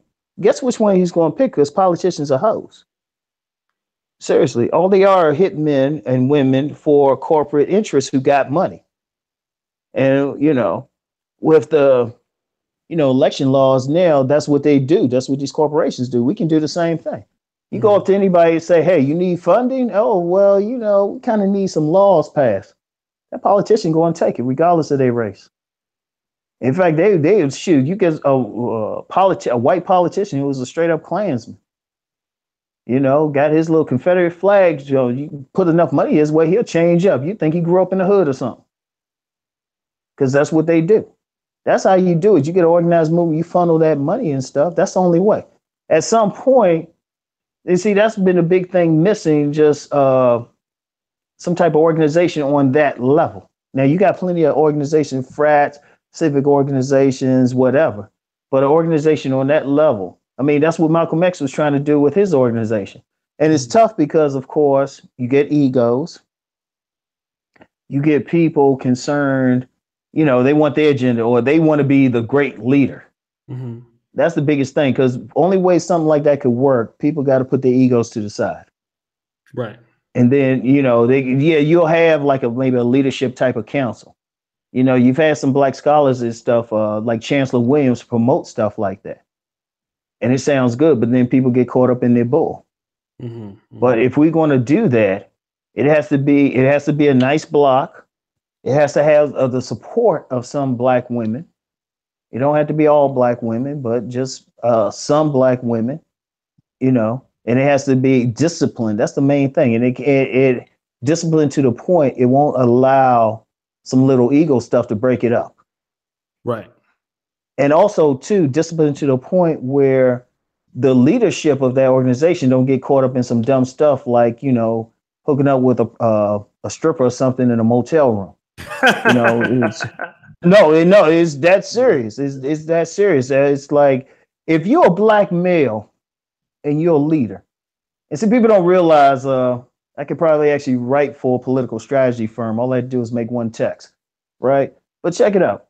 If you're a black male leader, your shit gotta be clean. Okay. Let me say that your shit gotta be clean. You can't be on no player shit. You need to get a wife, and her shit need to be clean. Michelle and Barack, that wasn't just like some big love affair. I don't care what they say. That was some political shit. Mm-hmm. You need to have your shit clean, because if you're a black male leader, the first thing they look for is any sexual impropriety. That's the first thing to look for. That's the first thing, then economic impropriety. So if you're going to call yourself a leader, you want to be up there, your shit got to be tight. And, like I said, can't be like, yeah, I'm the player, I'm getting all these women and all of that. Or, I spend money like crazy, or I got some like questionable stuff in my background. That's the first thing. Your shit got to be tight, because they're looking for something. Because they assassinate through character. A movement like that, a lot of people ain't going to want to see it. So anybody who wants to do something, any black men listening, you want to get into some stuff, think about who you dealing with. Think about the women you dealing with. Think about your associates. Because trust me, all that stuff is looked at. Mm-hmm. All that stuff is looked at. So it's like, that's how you have to carry it. That's just how it is in this country. That's just how it is. And I'm not even going to say it's racism. It's a pure power thing. Anybody in power, they're going to be paying attention to any other group that's moving against it. Right. No, that's definitely true. So I mean, and that's the thing. And so it can happen, but I'm gonna tell you what. Mm-hmm. as a collective, we got to get past some of this little petty shit and think in terms of real power. Okay. Like I said, we don't know who the Jew. Does anybody know who the Jewish leader is? Nope. Or any Jewish leaders? They might hear like some Jewish businessman or some Jewish rabbi saying something, but we don't know who that is. Do we really know who the white leader is? Nope. It ain't Trump. It ain't Trump. Trust me. It ain't Trump. He the president. He doing a lot, but trust me, somebody's behind the curtain. Right. Do we know who the? I mean, we might know more about maybe some Hispanic leaders if we look because of their position in the country, but the way they rise, and it's going to get to a point we don't know. Yeah. See, I'm gonna tell you what. As a group, Black America, once we get to the point that you can't point to somebody as a leader, that's when we've arrived. Right. When we get to that point, like a spokesman or something, they ain't even leaders. These guys ain't even leaders anyway. They're spokesmen. They speakers. Right. You know, that's it. Like I said, if all that was required to be free as public speaking, we'd be the freest people on the planet. Exactly. Let me just do this before we close out. Shout out to K Jonesy for 29 super chat. Rhyme, you was on fire, man. I know it takes, at least 30,000 years for me to get an interview, with you and everything like that, bro. But I definitely just hit me up, man.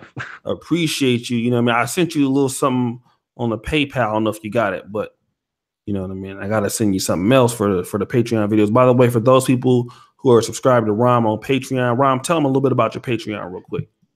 Man, that's where I get into some of the raw game that I don't get on here. It's some basic stuff because one thing about YouTube, I'm not putting my eggs in the basket. They demonetizing too easily. I already had to move my paid videos over to VMO. Check out VMO. It's in the description box on any of my videos now, or any of my recent videos. It's VMO.com. That's www.vimeo.com/Rom Wills. I've had to move stuff over. It's like where I get into the stuff that is deeper. YouTube, okay. And I just did a video today about it. I be selling the game. Okay. I'll be selling the game. So I get deeper on my Patreon. That's the thing you're gonna get. With my main channel, I got my business channel, I got my deep thought channel. My main channel is gonna be more commentary than anything else. And in fact, I might start doing more political commentary on the channel and more empowerment stuff, not just pure game. Patreon, pure game, and then I have another subscription site, my Connect Pile, Rom Wills Raw. That's where I really get into some deep stuff, and I get into some high level stuff there. Okay, all right. But that's the thing. My main channel is it's Game of Life. I just did a video or recorded. It'll probably come out next week. Game of Life, man. Because really, when you look at game, when you look at all of this, it's holistic, right? You got to look at it. You still, despite I've talked about unrealistic expectations, one of the things that Black men do suffer from is we're not seen as the man. Mm-hmm. A lot of men in many cultures, they get played because they are seen as sovereign. They're seen as running stuff. You get many Black women, they've never seen a Black man in a suit outside of church. So that affects it. So it's like, we got to look at the whole picture. You talking about just getting pussy, but, if we have a sovereign mind state and we running some stuff, we have a network and you got brothers acting with authority, moving with authority. Trust me, that'll change a lot with the relationship part. One criticism, brothers aren't building anything. I say brothers are, but, we need more. And it needs to be announced. That's why the media piece is very important. So, but you know what? It's happening. Brothers out there. I get a lot of young brothers who hit me up. I got a lot of young brothers I mentor. Mm-hmm. These some dynamic brothers under the age of 30, and they ready. They ready. Don't think I be going on here joking and checking out some young girls while I'm driving. Don't let that fool y'all. Rom thinking 5 years ahead. This joint is chestnut checkers. Seriously. This joint is chest. Trust me. Don't let that fool you. It's like the trickster gods in African spiritual systems and stuff. Mm-hmm. I'll do something and seem like I'm just clowning, but then I got some serious shit going on. And that's really my main thing is mentoring anyway. Not even coaching, but mentoring. Mm-hmm. You know, just brothers asking me some directions, questions about career, business, whatever. I hit them up and I'll say, hey, yeah, do that. But then after a while, got a whole army of brothers. And I'll leave it at that. I don't need any more intelligence agencies like tapping my phones and shit. That's pretty good. I feel safe though, because they always know where I'm at. So if I get in a ditch or something, they could like send somebody real quick to like take care of me. Right. So guys, I really again, I want to shout out to everybody who's on the podcast today.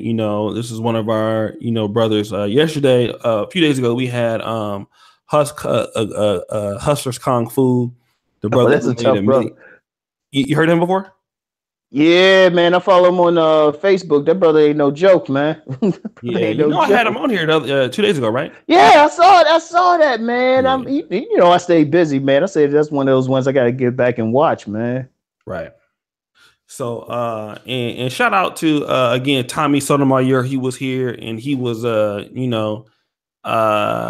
was like, man, that's cool. Even though as successful as Tommy is, it's good for other black men to tell another black man, hey man, we think that you're really the best at this shit, So we know. I mean, and can't argue I know he felt that. What'd you say? Man, look, I know Tommy is controversial as hell, lightning rod, but that work ethic, man, give me about 20 brothers with that work ethic, and I'll make some shit happen, man. Yeah, seriously, people gotta get past any personal feelings and shit. See how that brother did it and learn from that shit, man. People got to get out their feelings and some personal stuff and really look at it objectively and stuff. That brother worked. He set the blueprint. He could probably write a book on just being successful on YouTube. And this shit should be a bestseller for anybody trying to make money. So it's up. Shoot, he coming in on this. Shoot, you gotta. That's the bomb. And then Sinful the P came through. I'm like, I'm gonna tell you. You want to have a conversation? Go holler at that brother. I'm gonna call for it now. Get me and that brother in on a conversation at the same time, brother. Just set the shit up. Yeah. Okay. I'm pretty sure he'll definitely be he'll definitely be good with that. So yeah. I'm really like I said, guys, just so glad to have the brother Rom in here, man. Again, I'm after this week, like I done told y'all, I'm taking a little bit of time off of YouTube for a few weeks, if not a whole month after Friday, just because like I just tired of y'all, like not y'all, but just tired of this shit. And so basically, I want to just thank everybody, for what you guys have done. Rom, man, thank you. You brothers, man, thank you for supporting us. Thank you for speaking on the behalf of black men, giving black men a voice. And thank you, brothers, man, for supporting Rom and supporting me and everything like that. So guys, go ahead and subscribe to him. And anything else you want to say? I want to say thank you, because the support of black men, despite what's said, it's the support of black men that allowed me not only to live my dream, but to help others and to give back. That's why, hey man, that's why I'm supporting Oshay. That's why I give people shout outs on my channel. That's why I'm able to give back to some younger men who are coming up. It's all about it. It's like all of us can eat. That's my saying. I mean, some rapper came up with it, but we got to apply that. All of us can eat. There's no excuses.